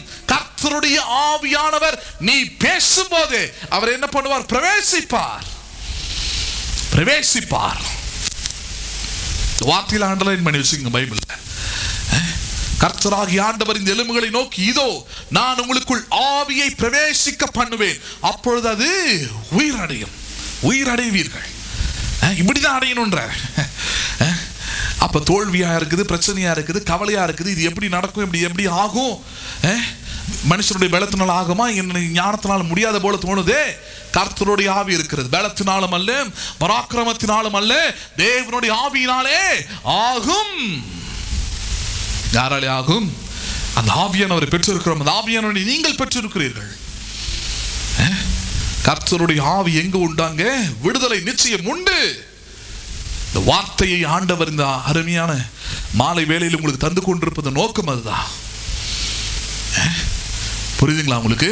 பாருங்க 6வது வசனம். நீங்கள் உங்கள் மேல் நரம்புகளை சேர்த்து உங்கள் மேல் மாம்சத்தை உண்டாக்கி உங்களை தோளினால் மூடி உங்களில் ஆவியை கட்டளிடுவேன், அப்பொழுது நீங்கள் உயிரடைந்து நான் கர்த்தர் என்று என்ன பண்ணுவீர்கள்? அறிந்து கொள்வீர்கள் என்று உரைக்கிறார் என்று சொல் என்றார். என்ன சொல்றாரு இங்க பாரு? இப்ப இருக்கிறது வெறும் உலர்ந்த எலும்பு. இந்த எலும்புக்கு தேவையான எக்ஸ்ட்ராலா இருக்குது இல்லையா, நரம்புகள், சதைகள், தோள்கள், எல்லாமே இது எல்லாமே ஆண்டவருடைய வல்லமையினால அவருடைய ஞானத்தை கொண்டு எந்த எலும்பை எந்த எலும்போடு சேர்க்கணுமோ ஜாயின் பண்ணி கரெக்டா அவர் செய்வாரு. நீ எதற்கும் கவலைப்படாத, நீ இளைப்பாறுதலோடு இரு. உன் பிரச்சனைகளை ஆண்டவர் பார்த்துக் கொள்வார். எப்ப பார்த்துக் கொள்வார்? நீ பேசு, அவர் பார்த்துக் கொள்வார். நீ பேசு, அவர் செயல்பட போகிறார். எப்பவுமே ஆண்டவர் நமக்கு பாருங்க ஈஸியானதை கொடுத்துட்டு கஷ்டமானது அவர் செய்வார். எது ஈஸியானது? பேசுறது ஈஸியானதுங்க, வேலையை அவர் செய்யறார். நிறைய பேருக்கு இதுவே கஷ்டமா இருக்குது. பிரசங்கிறது கேட்கறது கஷ்டம், கேட்டா தானே பேச முடியும். அதனால பிசாசு பாருங்க அவங்களை பிஸியாவே வச்சிருக்கிறான். இதை விட பிஸி பிரதர், அவர் என்ன தெரியாத பிரசங்கம் பண்ணிட்டு போறாரு, இந்த வேலை இருக்குது அந்த வேலை இருக்குது. லாக்டவுன்ல கூட பிஸியா இருக்கிற ஒரே ஆளுங்க நம்ம விசுவாசிகளா தான் இருக்கிறாங்க. கேட்கக்கூடாதெல்லாம் கேட்டு பயந்து அலறி அந்த மாதிரி விசுவாசிகளை வச்சு இருக்கிற ஊழியக்காரங்க பக்குன்னு இருக்கணும். ஆனால் என்னை பொறுத்த வரைக்கும் ஒரு 95% என் சபையில் அந்த பக்கு டைப்பே கிடையாதுன்னு நினைக்கிறேன். ஏன்னா எப்படி வசனத்தை கேட்டிருப்பாங்க, வசனத்தை கேட்குற ஆட்களாக இருப்பாங்க. அதனால் அவங்களால நமக்கு எந்த தொந்தரவும் வராது. புரியுதுங்களா இல்லையா? 5% தான் என்ன பண்ணுவோம். ஏன்னா கேட்காத ஆட்கள், வாழ்க்கையில் இடம் கொடுக்காத ஆட்கள், அவங்க எப்படி இப்படிப்பட்ட உலர்ந்து போயிருக்கிற வாழ்க்கையில் என்ன செய்யணும்னு தெரியாது அவங்களுக்கு. அதுக்கு தான் சொல்கிறேன், அவங்களுக்கு குறைய சொல்லலை, என்ன பண்ணணும்னு தெரில, சொல்லி கொடுக்குற டைமில் கேட்கறது இல்லை. அவங்க அந்த மாதிரி இருக்கிற நேரத்தில் இதெல்லாம் பேசிட்டு இருக்க முடியாது. புரியுதுங்களா உங்களுக்கு? இப்போ கேட்கணும் பாருங்க. இப்போயே இப்படிப்பட்ட சூழ்நிலையே கர்த்தருடைய வார்த்தையை கேட்கறதுக்கு நம்ம நேரத்தை கொடுக்கலன்னா அப்புறம் வேற எப்போ நம்ம கொடுக்க போகிறோம்? ஆண்டவரோடு அதிகமான நேரத்தை ஸ்பெண்ட் பண்ணுறதுக்கும் இந்த வார்த்தையை கேட்கக்கூடிய பழக்கத்தில் வருவதற்கும் இப்படிப்பட்ட நேரங்களை உபயோகப்படுத்திங்க. இந்த இடத்துல ஆண்டவர் சொல்றாரு, இங்க பாரு, சதைகள், நரம்புகள் இவைகளெல்லாம் அந்த உலர்ந்து போயிருக்கிற எலும்புகள் மேல வந்து அதுக்குள்ள உயிரையும் வைக்கிறதுக்கு நான் செயல்படுறேன், நீ பேசு, அதையும் நீ சொல்லுன்ற. சதைகள் உண்டாகட்டும், நரம்புகள் உருவாகட்டும், நீ என்ன பண்ண, அதுக்கு அதையும் பேசுன்ற. உலர்ந்து எலும்பை பார்த்து பேசுறதே பெரிய இது. அதுக்கு மேலே நரம்புகள் வந்து, அதுக்கு மேலே சதை வந்து, அதுக்கு மேலே தோல் வந்து, இவ்வளோத்தையும் பேச முடியுமா? ஆண்டவர் சொல்றார், பேசுன்ற, பேசு. என்னால் ஆகாத காரியம் ஒன்று உண்டோ? பேசு, டாக். சபையை நீ பேசு, மௌனமா இருக்காத. இது வரைக்கும் பிசாசு கொண்டு வந்த பிரச்சனைகளை பார்த்து மௌனமா இருந்தது போதும், பேசு. உலர்ந்து போயிருக்கிற காரியங்களுக்கு முன்பதாக பேசு. சதையை உண்டாகு, நரம்புகளை உண்டாகு, தோளினால் மூடப்படட்டும், பேசு. உங்கள் பிள்ளைகளை பார்த்து, உங்கள் புருஷனை பார்த்து, உங்கள் மனைவியை பார்த்து, உங்களுடைய பிரச்சனைகளை பார்த்து பேசுங்கள். அதற்காக தான் நீங்கள் அழைக்கப்பட்டீங்க. அதுக்காக தான் பைபிளை கொடுத்திருக்கிறார். அதுக்காக தான் இந்த மாலை வேளையில, இந்த இரவு வேளையில் ஆண்டவர் உங்களோடு கூட பேசி கொண்டிருக்கிறார். 7வது வசனம், எனக்கு கட்டளையிட்டபடியே நான் தீர்க்க தரிசனம் உரைத்தேன். இப்ப ஆண்டவர் சொல்லிட்டார், இது இவ்வளவு தியரியா நடந்தது. இப்ப பிராக்டிக்கலா இறங்கிட்டார். பிராக்டிக்கலா நீங்களும் இறங்குறீங்க இல்லையா? இப்ப இறங்கணும், என்ன நடக்கும்னு நினைக்கிறீங்க பாருங்க. எனக்கு கட்டளையிட்டபடி அப்படின்னா உங்களுக்கு சொன்ன இந்த வார்த்தையின்படியே நீங்களும் என்ன பண்ணுங்கள், தேவனுடைய ஞானத்தை கொண்டு தேவனுடைய வார்த்தையை பேசுங்கள். உரைத்தேன், நான் தீர்க்க தரிசனம் உரைக்கையில் ஒரு இரைச்சல் உண்டாயிற்று. ஹலோ, இது உண்டாயிற்று. நாம் பேச ஆரம்பிக்கும் போதே ஒரு சத்தத்தை நான் கேட்டேன், ஒரு இரைச்சலை நான் கேட்டேன். ஹலோ, நீங்க விசுவாசத்தோடு பேசி பாருங்களேன், நிச்சயமா உங்க வாழ்க்கையில் ஒரு பெரிய மாற்றத்தை உங்க இருதயத்தில், உங்க சிந்தையில், உங்க எண்ணத்தில் நீங்க பார்ப்பீர்கள். தேவன் இதை செய்வார் அப்படின்ற வார்த்தை உங்க காதுல கேட்கும். தேவனால் அது கூடாத காரியம் ஒன்றுமில்லை அப்படின்ற நம்பிக்கை உங்களுக்குள்ள உண்டாகும். அதான் இரைச்சல். இதுக்கப்புறம் தான் மற்ற காரியங்கள் எல்லாம் அவரே வந்து சொன்னாலும் ஆச்சரியப்படுறதுக்கு இல்லை. ஆனா அந்த அனுபவங்களுக்காக ரொம்ப வெயிட் பண்ணிட்டு இருக்காம இப்படிப்பட்ட அனுபவங்களுக்குள்ள வாங்க, இது ரொம்ப ஈஸியஸ்டா இருக்கும். உலர்ந்து போயிருக்கிற எலும்புகளுக்கு நேரா பேசும் போது உள்ளத்துக்குள்ள ஒரு நம்பிக்கை வரும் பாருங்க. அந்த நம்பிக்கை தான் இரைச்சல் ஆரம்பிக்குதுன்னு அர்த்தம். வேலை அங்கங்க செதறி கிடக்கிற எல்லா எலும்புகளும் சரியாய் வந்து கர்த்தருடைய ஆவியினாலே, அவருடைய வல்லமையினாலே, அவருடைய ஞானத்தை கொண்டு லட்சக்கணக்காய் திரளாய் இருக்கிற எலும்புகள் எல்லாம் ஒன்றாய் இணைந்து ஒரு மனுஷனாய், புது மனுஷனாய், புதிய ஆவியுடையவர்களாக, புதிய சிந்தை உள்ளவர்களாக, புதிய வாழ்க்கையை பெற்றவர்களாக மாறுவது நிச்சயம். அதுக்கு நீங்கள் பேச ஆரம்பிக்கணும். எசேக்கியேல போல சொல்றாரு, ஆண்டவர் சொன்னாரு, சொன்ன உடனே நான் பேச ஆரம்பிச்சேன். உடனே ஒரு இரைச்சலை கேட்டேன். இதோ அசைவு உண்டாகி, என்ன உண்டாச்சு? உங்களுக்குள்ள, எனக்குள்ளும், குடும்பத்துக்குள்ளும், தேசத்துக்குள்ளும் அசைவு உண்டாக வேண்டும். அதுக்கு பேசணுங்க. எதை பேசணும்? கர்த்தருடைய வார்த்தையை பேசணும், கர்த்தருடைய ஆவியை பேசணும், கர்த்தருடைய ஞானத்தோடு பேசணும், கர்த்தருடைய வல்லமையை பேசுங்கள். நம்ம என்ன பண்ணிடுறோம்? கொரோனாவின் வல்லமை ஆண்டவரே உண்டாக்கினார், அதனால தான் அதுக்கு பாரு மருந்தே கண்டுபிடிக்க முடியலன்றார். வந்து ஒரு 4-5 மாசத்து ஆகுது, இருங்க, வெயிட் பண்ணுங்க. அவங்க என்ன சொல்ல வராங்கன்னா, தேவனுடைய வல்லமையை குறைச்சு மதிப்பிடுறீங்களா? அவர் அனுப்பினதுனால அதுக்கு மருந்தே கண்டுபிடிக்க முடியாதான்? இது உலகத்தான் கேட்டா, ரட்சிக்கப்படாதவங்க கேட்டா எப்படியா ரட்சிக்கப்படுவாங்க? ஒரு பாதிக்கப்பட்ட ஒரு குடும்பத்தில் இது மாதிரி கேட்டா, இதெல்லாம் யூடியூப்லேயும் ஃபேஸ்புக் இது வாட்ஸ்அப்லேயும் வந்துட்டு இருக்குது. கேட்டாலும் கேட்டிருப்பீங்க நீங்கள். கேட்கும் போது எனக்கு பக்குன்னு, இன்னும் ஏன் இப்படிலாம் பேசிக்கிட்டு இருக்கிறாங்க? தமிழ்லேயே பேசிக்கிட்டு இருக்கிறாங்களே, ஃபாஸ்டாக இருக்கிற எனக்கே இவ்வளோ கோவம் வருது, அடக்கிக்கிட்டு இருக்க வேண்டியதாக இருக்குது. தீர்க்க தரிசியாக இருந்தால் இதை பேசுப்பா. உலர்ந்து போயிருக்கிற இந்த சூழ்நிலையில் தேவனுடைய ஆவி வருகிறது, கர்த்தருடைய ஆவியானவர் பேசுகிறாரு, கர்த்தருடைய ஆவி வருகிறது, அது உயிரடைகிறது, பிரச்சனைகள் முடிந்து போகிறது, தோல்விகள் ஜெயமாக மாறுகிறது, பலவீனங்கள் பலனாக மாறுகிறது, நோயுடைய வீரியம் குறைகிறது, தேவனுடைய வல்லமை பூமி எங்கும் வெளிப்படுகிறது. அதை பேசுங்க. ஜனங்களை இன்னும் பயமுறுத்தி அவங்கள திகிலுக்குள்ள கொண்டு போயிட்டு அவங்கள ஒரு விதமான கலக்கத்துக்குள்ளே வைத்திருக்கிறதுல உங்களுக்கு லாபம். அப்படி அதுக்கு சப்போர்ட் பண்றதுக்கு நிறைய விசுவாசிகள் அவங்களோட ஃபேஸ்புக்கை, யூடியூபை, வாட்ஸ்அப்லாம் யூஸ் பண்ணிக்கிட்டு இருக்கிறாங்க. அந்த ஸ்டேட்டஸை போட்டுக்கிட்டு அப்படி சொல்லிட்டாரு பாருங்க, இப்படி வருமா, இப்படிலாம் வரப்போதான். நான் சொல்றேன், இது வரும். இது விசுவாசிக்கிறீங்களா? விசுவாசிக்கிறவர்களுக்கு எல்லாம் கூடும். அப்ப உங்க தேசம் எப்படி இருக்கணும்னு நினைக்கிறீங்க? உங்க ஊர் எப்படி இருக்கணும்னு நினைக்கிறீங்க? நீங்க வாழக்கூடிய இடம் எப்படி இருக்குன்னு நினைக்கிறீங்க? கர்த்தர் இந்த தேசத்தை உங்களுக்கு கொடுத்தார் நீங்க நம்புறீங்கன்னா, இந்த தேசத்தில் உள்ள ஒவ்வொரு குடிகளும், உலர்ந்து போயிருக்கிற ஒவ்வொரு வாழ்க்கையும், ஆண்டவரை அறியாமல் இருக்கிற ஒவ்வொரு ஆத்துமாவும் என் ஆண்டவரை அறிந்து கொள்ள வேண்டும் என்றால் நான் பேசுவேன். எதை பேசுவேன்? தேவனுடைய வல்லமையை பேசுவேன். எதை பேசுவேன்? தேவன் ஞானத்தோடு பேசுவேன். உயிரடியும்படியாக பேசுவேன். மற்றவருடைய வாழ்க்கை கற்றெழுப்பும்படியாக பேசுவேன். இயேசு நல்லவர் என்று பேசுவதுதான் ஞானத்தோடு பேசுவது. இயேசு கட்டுகிறவர் என்று பேசுகிறதுதான் ஞானத்தோடு பேசுகிறது. அது ஆசீர்வாதமான வார்த்தை மட்டும் எடுத்துக்கூடாது. It is the gospel. That is the gospel. God is good is the gospel. பவுலை சொல்றார், நான் அந்த சங்கிலிகளாலே தான் கட்டப்பட்டு இருக்கிறேன். எந்த சங்கிலிகளாலே? சுவிசேஷத்தின் சங்கிலி. எந்த சுவிசேஷம்? இயேசு நல்லவர் என்கிற சுவிசேஷம், இயேசு சுகப்படுத்துகிறவர் என்கிற சுவிசேஷம், இயேசு விடுவிக்கிறவர் என்கிற சுவிசேஷம், இயேசு வாழ்வளிப்பவர் என்கிற சுவிசேஷம், இயேசு உலர்ந்து எலும்புகளை உயிரடைய செய்கிறவர் என்கிற சுவிசேஷம்.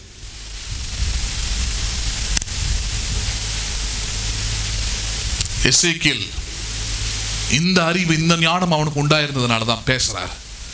பேசும்போது என்ன ஆகுது? அசைவு உண்டாச்சு. ஒவ்வொரு எலும்பும் தன் தன் எலும்போடு சேர்ந்து கொண்டு, அதெல்லாம் தேவனுடைய வல்லமை குறிக்குது. நீங்க பேசுங்க, அது வேலையை பார்க்கும். பிரச்சனைகள் தானாக முடிந்து போகும். பொருளாதார குறைவுகள் தானாக முடிந்து போகும். கர்த்தர் அப்படிப்பட்ட வேலையை நீங்கள் விசுவாசத்தோடு பேச ஆரம்பிக்கும் பொழுது அவர் செயல்பட ஆரம்பிப்பார். அவருடைய வல்லமை செயல்பட ஆரம்பிக்கும். உங்கள் வாழ்க்கையை தலைகீழாக மாற்றும். எங்கெங்க தேவனோட வல்லமையை பார்க்கவே முடியல, தேவனோட ஆசீர்வாதத்தை பார்க்கவே முடியல. வேதாகமத்தில் இவ்வளோ படிக்கிறோம், ஒன்றுத்து கூட பார்க்க முடியலன்னா வெறும் நம்புற இருதயம் பத்தாது, விசுவாசிக்கிற இருதயம் வேணும். வெறும் விசுவாசிக்கிற இருதயமும் பத்தாது, பேசுகிற வாய், பேசுகிற நாவு, பேசுகிற வாழ்க்கை, விசுவாசிப்பதை பேசுகிற நாவு வேணும். ரட்சிப்பை பேசுகிற நாவு வேணும். வெளிப்பாடுகளை பேசுகிற நாவு வேணும். தேவனோட வார்த்தையை பேசுகிற நாவு வேணும். தேவனோட வாக்கு தத்தங்களை பேசுகிற நாவு வேண்டும். அப்பதான் உலர்ந்த எலும்புகள் என்ன பண்ணும்? உயிரடையும். சூழ்நிலைகள் மாறும், ஜெயமாக மாறும். வேற எப்படி மாற்றம் வராது. எல்லாம் பிரச்சனைலாம் ஏறிக்கிட்டே போறது காரணம் தான் பேசாம அமைதியா மௌனத்தோடு இருக்கிறதுனால தான். அதெல்லாம் மௌனமா இராதே, பேசு. 9வது வசனம், அப்பொழுது அவர், மன்னிக்கு 8வது, நான் பார்த்து கொண்டு இருக்கிறேன், இதோ அவைகள் மேல் நரம்புகளும் மாம்சமும் உண்டாயிற்று, மேற்புறம் எங்கும் தோலினால் மூடப்பட்டது, ஆனாலும் அவைகளில் ஆவி இல்லாது இருந்தது. அப்பொழுது அவர் என்னை பார்த்து, நீ ஆவியை நோக்கி தீர்க்க தரிசனம் உரை, மனுபுத்திரனே நீ தீர்க்க தரிசனம் உரைத்து ஆவியை நோக்கி கர்த்தராகிய ஆண்டவர் உரைக்கிறது என்னவென்றால், ஆவியே நீ காற்று திசை 4லும் இருந்து வந்து கொலையுண்ட இவர்கள் உயிரடையும்படிக்கு இவர்கள் மேல் ஊது என்கிறார் என்று சொல் என்றார். ஆமென். ஆவியானவரை அவர் எப்படி செயல்பட வைக்கணும்னு இங்க நல்லா டீச் பண்றாரு. தேவனோட வார்த்தை சொல்லும் போது எலும்புகள் ஒன்றோடு ஒன்று கூடுகிறதா? தேவனோட வார்த்தையை நீங்க பேசும்போது நரம்புகளும் சதைகளும் உண்டாகிறதா? பிரச்சனையில சொல்றாரு உண்டாகிறதா? எல்லாம் ரைட்டு. ஆனா உயிரடையணுமே, செழிப்பு உயிரடையணுமே, சுகம் உயிரடையணுமே, வெற்றி உயிரடையணுமே, வாழ்வு உயிரடையணுமே, விசுவாசம் உயிரடையணுமே, எதிர்காலத்தின் நம்பிக்கை உயிரடையணுமே. உயிர் தேவையாச்சே. வெறும் சதைகளும் வெறும் நரம்புகளும் வெறும் தோலும் வெறும் எலும்புகளும் மட்டும் நல்லா இருந்தா போதுமா? உள்ள ஜீவன் தேவையாச்சே. அதுக்கு சொல்ற, அதுக்கும் பேசுன்ற, அதுக்கும் பேசு. உன் ஆசீர்வாதத்துக்கு நீ பேசிதான் ஆகணும். பரிசுத்த ஆவியானவரே, எனக்குள்ள வாழ்கிறவரே, நான் கையிட்டு செய்கிற பிரயாசத்துல என்னுடைய பலவீனமான இந்த சூழ்நிலையில நீர் செயல்படுவீராக. நீர் செயல்படும். அவர் ரெடியா காத்துக்கிட்டு இருக்கிறார் எப்ப நீங்க பேசுவீங்கன்ட்டு. அவர் ரெடியா காத்துக்கிட்டு இருக்கிறார் எப்ப நீங்க சொல்லுவீங்கன்ட்டு. ஏன்னா அவரா எல்லாத்தையும் செஞ்சிருது இல்ல. He's waiting for your permission because it is the respect that God shows to the human being, to the believers. தேவன் விசுவாசிகளா இருக்கிற நமக்கு காண்பிக்கிற மரியாதை என்னன்னு பாத்தீங்கன்னா, நீங்க எப்ப கேட்பீங்கன்னு வெயிட் பண்ணிக்கிட்டு இருக்கிறார். ஏன்னா உடனே செய்யலான்ட்டு. எல்லாத்தையும் அவரே செஞ்சிருதில்ல. நீங்க கேட்டா எல்லாவற்றையும் செய்ய அவர் ஆயத்தமா இருக்கிறார். கேட்கிற எவனும் பெற்றுக் கொள்கிறான். கேளுங்கள் அப்பொழுது உங்களுக்கு கொடுக்கப்படும். எப்படி கேட்கிறோன்றது தான் முக்கியம். விசுவாசத்தோடு கேளுங்க, நம்பிக்கையோடு கேளுங்க. தேவன் மீது நம்பிக்கை விசுவாசம் உள்ளவர்களாய் கேளுங்க. தேவனுடைய ஆவியினால் ஆகும் என்ற விசுவாசத்தோடு கேளுங்க. நிச்சயமா அது ஆகும். இந்த இடத்துல பார்க்கிறோம், எல்லாம் உண்டாயிருச்சு, ஆனா ஜீவன் இல்லையே, ஒன்னும் முடியலையே. ஜீவன் அடைஞ்சாதான் அது எழுந்திருக்கும், நிற்கும், நடக்கும், அது செயல்படும். ஜீவன் வேணுமாச்சே. அதுக்கு சொல்லி கொடுக்கிறார் 9ஆம் வசனத்துல, நீ ஆவியை நோக்கி, பரிசுத்த ஆவியானவரை நோக்கி, எனக்குள்ள வாழ்கிற ஆவியானவரே, நீர் இந்த வேலையின் மீது, நீர் இந்த சபையின் மீது, நீர் இந்த ஊழியத்தின் மீது, நீர் எங்கள் குடும்பத்தின் மீது, நீர் எங்கள் தேசத்தின் மீது, நீர் எங்களுடைய ஊர் மீது, நீர் இந்த பிரச்சனையின் மீது வீசுவீராக, நீர் உள்ளே புகுவீராக, நீர் செயல்படுவீராக, மாற்ற வேண்டிய விதத்தில் மாற்றுவீராக, அதை ஆசீர்வாதமாய், நலமானதாய், ஜெயமுள்ளதாய் மாற்றும். யாரை பார்த்து பேசணும்? எதை பார்த்து பேசணும்? ஆவியானவரை. You should speak to the Holy Spirit. யாரை பார்த்து பேசுங்க? பேசியிருக்கிறோமான்னு பாருங்க. அதனால தான் வெற்றி அடையாமல் இருக்கிறோம், அதனால வாழ்வடையாமல் இருக்கிறோம். அதனால தான் வேதத்தில் இவ்வளோ ஆசீர்வாதங்கள் இருந்தும், இவ்வளோ வெற்றிகள் இருந்தும், இவ்வளோ சுகங்கள் இருந்தும், இவ்வளோ நன்மைகள் இருந்தும் நம்முடைய வாழ்க்கையில் ஏன் நடக்கல? உங்களுடைய வாழ்க்கையில் ஏன் நடக்கல? கிறிஸ்தவர்கள் வாழ்க்கையில் ஏன் நடக்கல? ஏன்னா இந்த வழிகளை விட்டுட்டு வேற வழிகளை தேடிக்கிட்டு போய்கிட்டு இருக்கிறாங்க. அந்த வல்லமையான தேவ ஊழியக்காரர் எங்க இருக்கிறார்? இந்த வல்லமையான தேவ தீர்க்கதரிசி எங்க இருக்கிறார்? வேதாகமத்தை விட்டுட்டோம், வசனத்தை விட்டுட்டோம், வார்த்தையை விட்டுட்டோம், இதனுடைய அறிவை விட்டுட்டோம், ஞானத்தை விட்டுட்டோம், தேவனே விட்டுட்டோம். கடைசியா விட்டுட்டு அங்க இங்க இங்க அங்க அங்க இதே ஓடி அலைஞ்சு திரிஞ்சு நேரம் வீணாகிட்டு இருக்குது. பிரச்சனை ஒன்றும் பெருசாகிட்டு இருக்குது, மலையோட தன்மை ஒன்றும் அதிகமாகிட்டே இருக்குது. அதனாலதான் இந்த அருமையான இரவு வேளையில் ஆண்டவர் உங்களோட கூட பேசிக்கிட்டு இருக்கிறாரு. பரிசுத்த ஆவியானவரை நோக்கி பேசு. பிரச்சனைகளை பார்த்து பேசணும் மட்டும் பார்த்தாது, அவைகளுக்குள் ஜீவன் உண்டாக, உன்னுடைய நன்மை, உன்னுடைய ஆசீர்வாதம், உன்னுடைய சுகத்திற்குள்ளே ஜீவன் பிரவேசிக்கும்படியாக, வார்த்தை செயல்படும்படியாக ஆவியானவரை அழைத்துக் கொள்ளுன்றார். யார் அழைக்க வேணும்ன்றாரு?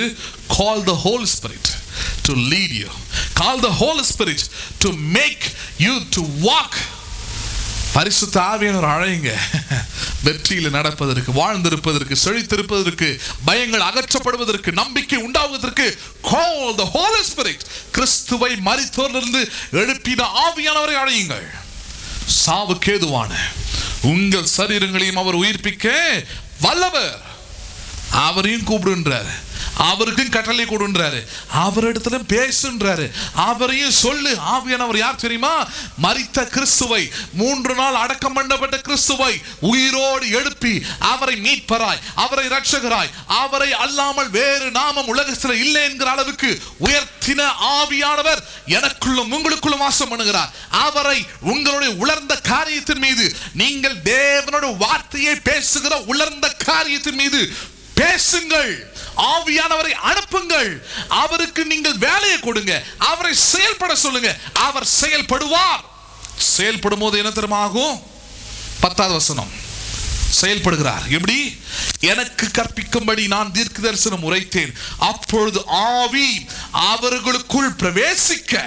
ஹலோ, ஆவி யாருக்குள் பிரவேசிக்க?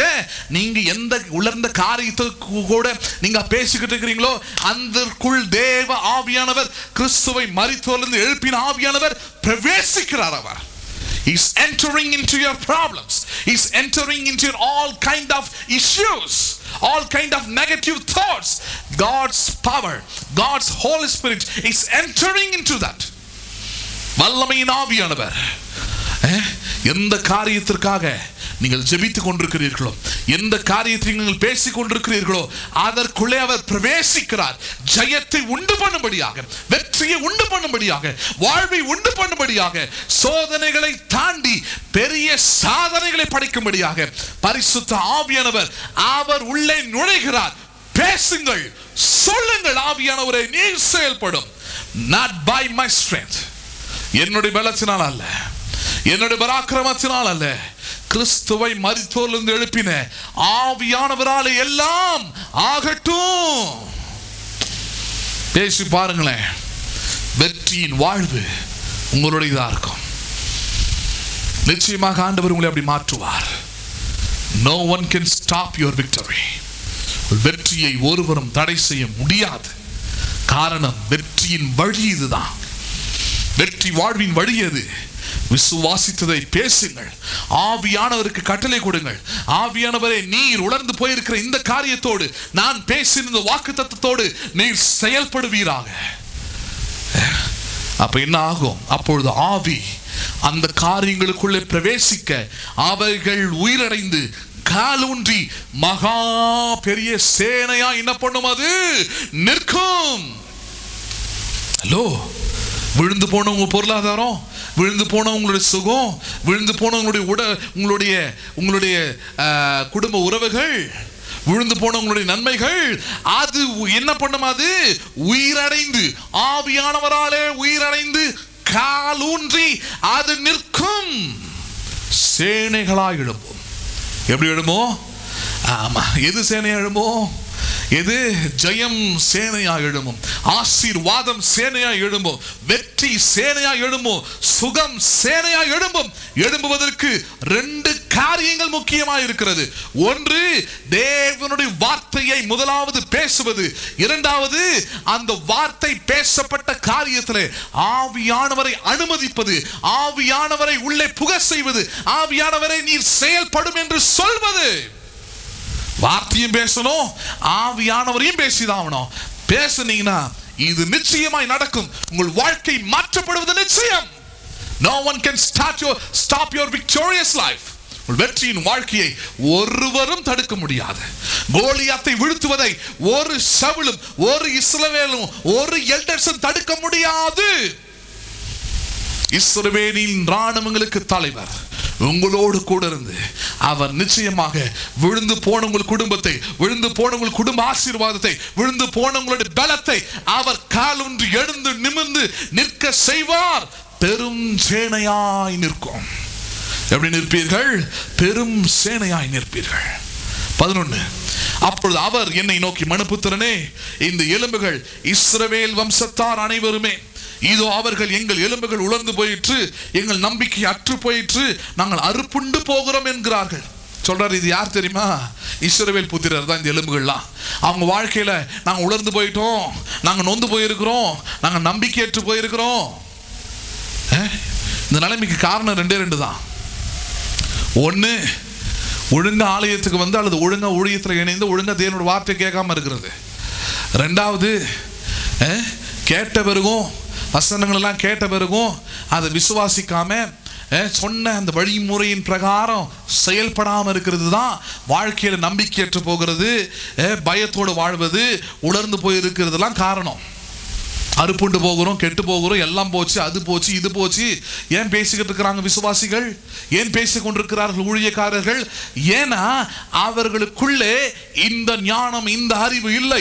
என்னோடு கூட கிறிஸ்துவை மரித்தோரிலிருந்து உயிர்த்தெழுந்த ஆவியானவர் என்னோடு கூட இருக்கிறார். நான் தேவனுடைய ஆலயமாய் இருக்கிறேன், சபையாகிய நான் பேசுவேன், அவர் கட்டுவார், அவர் நரம்புகளை உண்டாக்குவார், அவர் சதைகளை உண்டு பண்ணுவார், தோளினால் மூடுவார், ஆவியானவரை அனுப்புவார், ஆவியானவர் பிரவேசிப்பார், அவைகள் கால் ஊன்றி எழும்பி நிற்கும். பெருந்திரளாய் அது மாறும், பெருந்திரளாய் மாறும். ஹலோ, உங்க வாழ்க்கை அப்படி மாறணும்னு நினைக்கிறீங்களா? எதிர்காலம் அப்படிப்பட்ட நன்மையினால, ஆசீர்வாதத்தினால மகா பெரிய சேனையாய் நன்மைகள் நிற்கணும்னு நீங்க எதிர்பார்க்கிறீங்களா? இஸ்ரவேலராய் இருக்கிற நீங்கள், தேவனுடைய பிள்ளைகளா இருக்கிற நீங்கள் எழுந்திருங்கள். சபையா இருக்கிற நீங்கள் விசுவாசத்தை பேசுங்கள். சபையே நீ பேசு. நரம்புகள் உண்டாகும், சதைகள் உண்டாகும், தோள்களினால் கர்த்தர் மூடுவார், பரிசுத்த ஆவியானவர் பிரவேசிப்பார். பெரிய ஆசீர்வாதத்தை, பெருந்திரளான ஆசீர்வாதத்தை, பெருந்திரளான நன்மையை பார்ப்பீர்கள், பார்ப்பீர்கள், பிரவேசிப்பீர்கள், அனுபவிப்பீர்கள். ஒருவரும் தடை செய்ய முடியாது. என் கர்த்தர் செய்ய நினைத்ததை ஒருவனும் தடை செய்ய முடியாது. உங்கள் வாழ்க்கையிலும், உங்கள் வாழ்க்கையிலும் தேவன் திட்டம் போட்டு வைத்திருக்கிறார். வாழ்வடையும்படியாக, வெற்றி அடையும்படியாக, சுகம் அடையும்படியாக.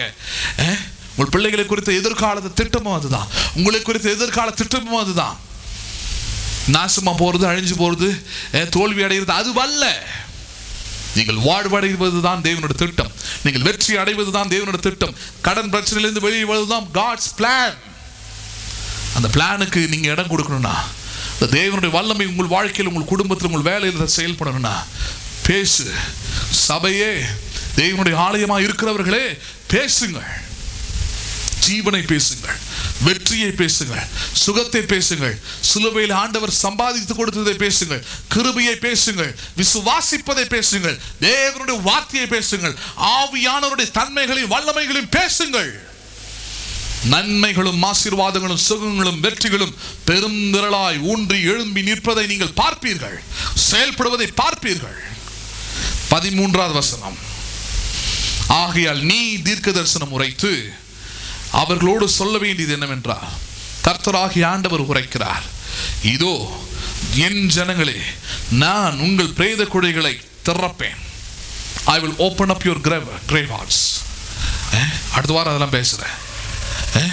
பிரேத குழிகளை நான் திறப்பேன், உங்கள் பிரேத குழியிலிருந்து வெளிப்படவும் உங்கள் இஸ்ரவேல் தேசத்துக்குள் வரவும் பண்ணுவேன்.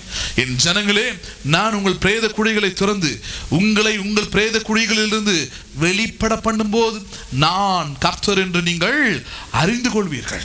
சில காரியங்களெல்லாம் நீங்க அவிசுவாசத்தினால, அவநம்பிக்கையினால நீங்களோ உங்க சொந்தக்காரங்களோ உங்க உறவினர்களோ உங்க சமுதாயமோ உங்க தேசமோ மூடி வச்சிருக்கோம். அவ்வளவுதான். நீ அதுக்கு மேல கிடையாது.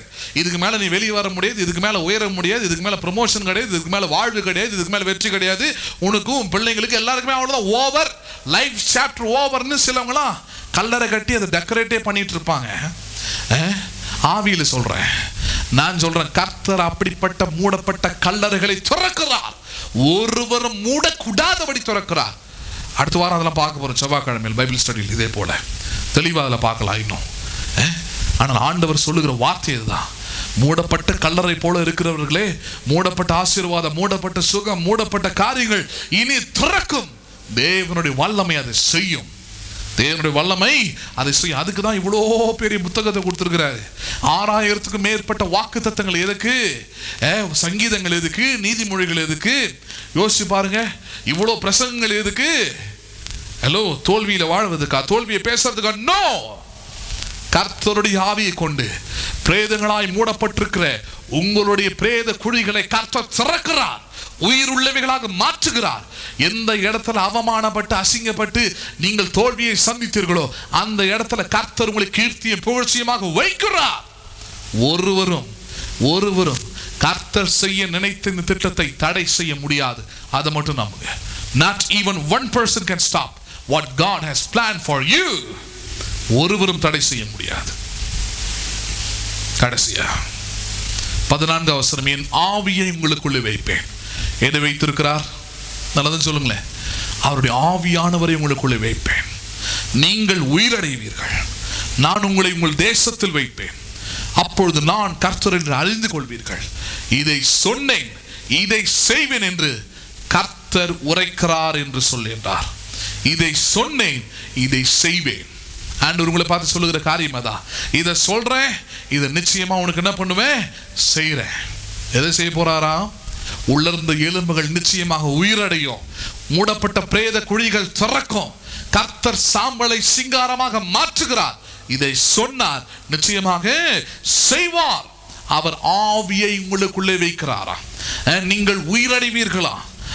உங்களை உங்கள் தேசத்துல வைப்ப. 3 காரியம். அவர் ஆவியை வைக்கிறாரு, அதுக்கப்புறம் உயிரடைவீர்கள், 3வது உங்களை தேசத்துல வைப்ப. எந்த தேசம்? கானான் தேசத்துல, பாலும் தேனும் நலமும் விசாலமான தேசத்துல கொண்டு வருவேன். இன்னைக்கு பார்க்கிற எகிப்தியனை, இன்னைக்கு பார்க்கிற கானானியனை, இன்னைக்கு பார்க்கிற எபூசியனை, இன்னைக்கு பார்க்கிற இப்படிப்பட்ட பொருளாதார பிரச்சனைகளை, சுகவீனங்களை, பலவீனங்களை, நோய்களை, பயங்களை இனி பார்க்காதிருப்பீர்கள். கர்த்தருடைய ஆவி அருளுகிறார், நீங்கள் உயிரடைவீர்கள். நிச்சயமாகவே ஆண்டவர் அவர் சொன்னபடியே உங்களை அவர் தம்முடைய தேசத்துல வைப்பார், நன்மையான தேசத்துல வைப்பார், வாழ்வு பெறுகிற தேசத்துல வைப்பார், வெற்றியின் தேசத்துல வைப்பார். தேசம்னா அதுதான் வாழ்க்கை. பாலும் தேனும் நலமும் விசாலமான தேசத்துல வைப்பார். கர்த்தராகிய தேவனாகிய கர்த்தர் இதை சொன்னார், நிச்சயமாக அதை செய்வேன் என்கிறார். நம்புங்கள், ஆண்டவர் உங்கள் வாழ்க்கையில் செய்வார். இப்பொழுது நாம் ஜெபிப்போம். ஸ்தோத்திரிக்கிறோம் ஆண்டவரே, ஸ்தோத்திரிக்கிறோம், ஸ்தோத்திரிக்கிறோம், ஸ்தோத்திரிக்கிறோம். எங்கள் அன்பும் இரக்கமுள்ள பரலோக தகப்பனே, இந்த ஆசீர்வதிக்கப்பட்டதான இந்த அருமையான இரவு வேளைக்காக நன்றி செலுத்துகிறோம். கர்த்தராகிய நீர் எங்களோடு பேசி நம்முடைய வார்த்தைகளுக்காக ஸ்தோத்திரிக்கிறோம் ஆண்டவரே. எசேக்கியேலுக்கு சொன்ன அதே வார்த்தைகளை இன்றைக்கு பரிசுத்த ஆவியானவர் உம்முடைய ஜனங்களோடு பேசும்படியான கிருபையை தந்திருக்கிறேன். இந்த வார்த்தைகளை கேட்டிருக்கிற ஒவ்வொருடைய வாழ்க்கையிலும் உலர்ந்து போயிருக்கிற காரியங்கள், மாண்டு போயிருக்கிற காரியங்கள், மரித்து போயிருக்கிற ஆசீர்வாதங்கள், நன்மைகள், சுகங்கள் அது இயேசுவின் நாமத்தினால் உயிரடையட்டும். கர்த்தருடைய வார்த்தையை அனுப்புகிறேன், கர்த்தருடைய வார்த்தையை அனுப்புகிறேன், அவைகள் உயிரடையட்டும். கர்த்தருடைய ஆவியை அனுப்புகிறேன், அவைகள் உயிரடையட்டும். உலர்ந்த எலும்புகள் கிறிஸ்து இயேசுவின் நாமத்தின் வல்லமையினாலே, இயேசுவின் வல்லமையுள்ள நாமத்தினாலே அவைகள் உயிரடையும்படியாக நாங்கள் ஜெபிக்கிறோம். மரித்து போயிருக்கிற வாழ்க்கை, மரித்து போயிருக்கிற சுகம், மரித்து போயிருக்கிற ஊழியங்கள் இயேசுவின் வல்லமையுள்ள நாமத்தினாலே அவைகள் உயிரடையட்டும். கிறிஸ்துவை மரித்தோர்ந்து எழுப்பின ஆவியானவர் சாவுக்கு ஏதுவான எல்லா சரீரங்களையும், எல்லா வாழ்க்கையும், தேசங்களையும் கர்த்தர் நீர் உயிரடைய செய்வீராக. வல்லமை ஒவ்வொருவருக்குள்ள பிரவேசிக்கட்டும் ஆண்டவரே. மாட்சிமை, மகிமை ஒவ்வொருவருக்குள்ள வெளிப்படட்டும். அருமையான மாலை வேளையிலும் ஜெபித்துக் கொண்டிருக்கிற ஒவ்வொரு பிள்ளைகளுக்காகவும் கர்த்தருடைய கிருபையை மகிமை வெளிப்படுத்துவீராக. ரத்த கோட்டைக்குள்ள பிள்ளைகளை மூடி மறைப்பீராக ஆண்டவரே. தேவரே, இப்பொழுது எங்கள் தேசத்திற்காக நாங்கள் ஜெபிக்கிறோம். தேசத்தை வாட்டி வதைத்துக் கொண்டிருக்கிற இந்த பொல்லாத கொள்ளை நோயா இருக்கிற கொரோனாவை கர்த்தருடைய வீரியத்தை இழக்க செய்வீராக. தேவரே, அதற்குரிய வல்லமை உம்முடைய ஆவியினாலே பிரவேசிக்கட்டும். உலர்ந்து போயிருக்கிற வாழ்க்கையிலே கர்த்தர் நீர் உயிரடைய செய்வீராக. உலர்ந்து போயிருக்கிற எங்கள் தேசத்தை கர்த்தர் மறுபடியும் கட்டுவீராக. மறுபடியும் இது கட்டப்படும்படியாக ஜெபிக்கிறோம் ஆண்டவரே. எல்லா அசுத்தமான காரியங்களும், எல்லா தேவ விரோதமான காரியங்களும் அது அகன்று போகட்டும். இந்தியா அது கிறிஸ்டியாவாக மாறுவதற்கு எங்கள் ஆண்டவர் நீர் எங்களுக்கு உதவி செய்வீராக. அதற்குரிய கருவிகளாக, ரட்சிப்பின் கருவிகளாக, கிறிஸ்துவை வெளிப்படுத்துகிற கருவிகளாக எங்களை மாற்றும்படியாக நாங்கள் எங்களை அர்ப்பணிக்கிறோம். கர்த்தர் அப்படியே ஒவ்வொரு உள்ளங்களையும், ஒவ்வொரு வாழ்க்கையும் நீர் செயல்படுத்தும்படியாக ஜெபிக்கிறோம். ஆண்டவரும் அருமை இரட்சகருமாகிய இயேசு கிறிஸ்துவின் இனிய நாமத்தில் ஜெபிக்கிறோம் எங்கள் ஜீவனுள்ள நல்ல பிதாவே. ஆமென். என் ஆத்துமாவே கர்த்தரை ஸ்தோத்திரி, என் முழு உள்ளமே அவர் பரிசுத்த நாமத்தை ஸ்தோத்திரி. என் ஆத்துமாவே கர்த்தரை ஸ்தோத்திரி, கர்த்தர் செய்த சகல உபகாரங்களை மறவாதே. ஆமென். ஆசீர்வாதம் நம்முடைய கர்த்தராகிய இயேசு கிறிஸ்துவின் கிருபையும், பிதாவாகிய தேவனுடைய அன்பும், பரிசுத்த ஆவியானுடைய ஐக்கியமும் இன்றைக்கும் என்றைக்கும் சதா காலமும் நம் அனைவரோடு கூட இருப்பதாக. ஆமென். ஆமென். கர்த்தர் உங்களை ஆசீர்வதிப்பாராக. அருமையான இரவேளையிலும் என்னோடு கூட இணைந்து இப்படிப்பட்ட ஆராதனையில் கலந்து கொண்ட உங்களையும் உங்கள் குடும்பத்தையும் தேவன் நிச்சயம் ஆசீர்வதிப்பார். கேட்ட தேவனுடைய வார்த்தைகளை தயவு செய்து மறுபடியும் அதை தியானம் பண்ணுங்க. கேட்டா மட்டும் போதாது, மறுபடியும் இதை இன்னொரு முறை போட்டு கேளுங்க. மறுபடியும் தனியா உட்கார்ந்து இந்த வார்த்தைகளை நீங்கள் தியானம் பண்ணுங்கள். இவைகளை உங்கள் இருதயத்தில் பதிய வையுங்கள். நிச்சயமாகவே ஆண்டவர் உங்கள் வாழ்க்கையில உலர்ந்து போயிருக்கிற சகல காரியங்களையும், எல்லா நன்மைகளையும், ஆசீர்வாதத்தையும் அவர் உயிரடைய செய்வார். கர்த்தராகிய ஆண்டவர் அதை சொன்னார். நிச்சயமாக உங்கள் வாழ்க்கையில, உங்கள் குடும்பத்துல, நம் தேசத்தில் அதை செய்வார். மறுபடியும் நமக்கு அடுத்த ஆராதனை வருகிற வியாழக்கிழமை இரவு நமக்கு 7 மணிக்கு, மாலை 7 மணிக்கு இதே போல நேரலையில் இருக்கிறது. கலந்து கொள்ளுங்கள். மற்றவர்களுக்கும் இப்படிப்பட்ட தேவனுடைய ஊழியத்தை நீங்கள் பகிர்ந்து கொள்ளுங்கள். கர்த்தர் உங்களையும் உங்கள் குடும்பத்தையும் ஆசீர்வதிப்பாராக. ஆமென்.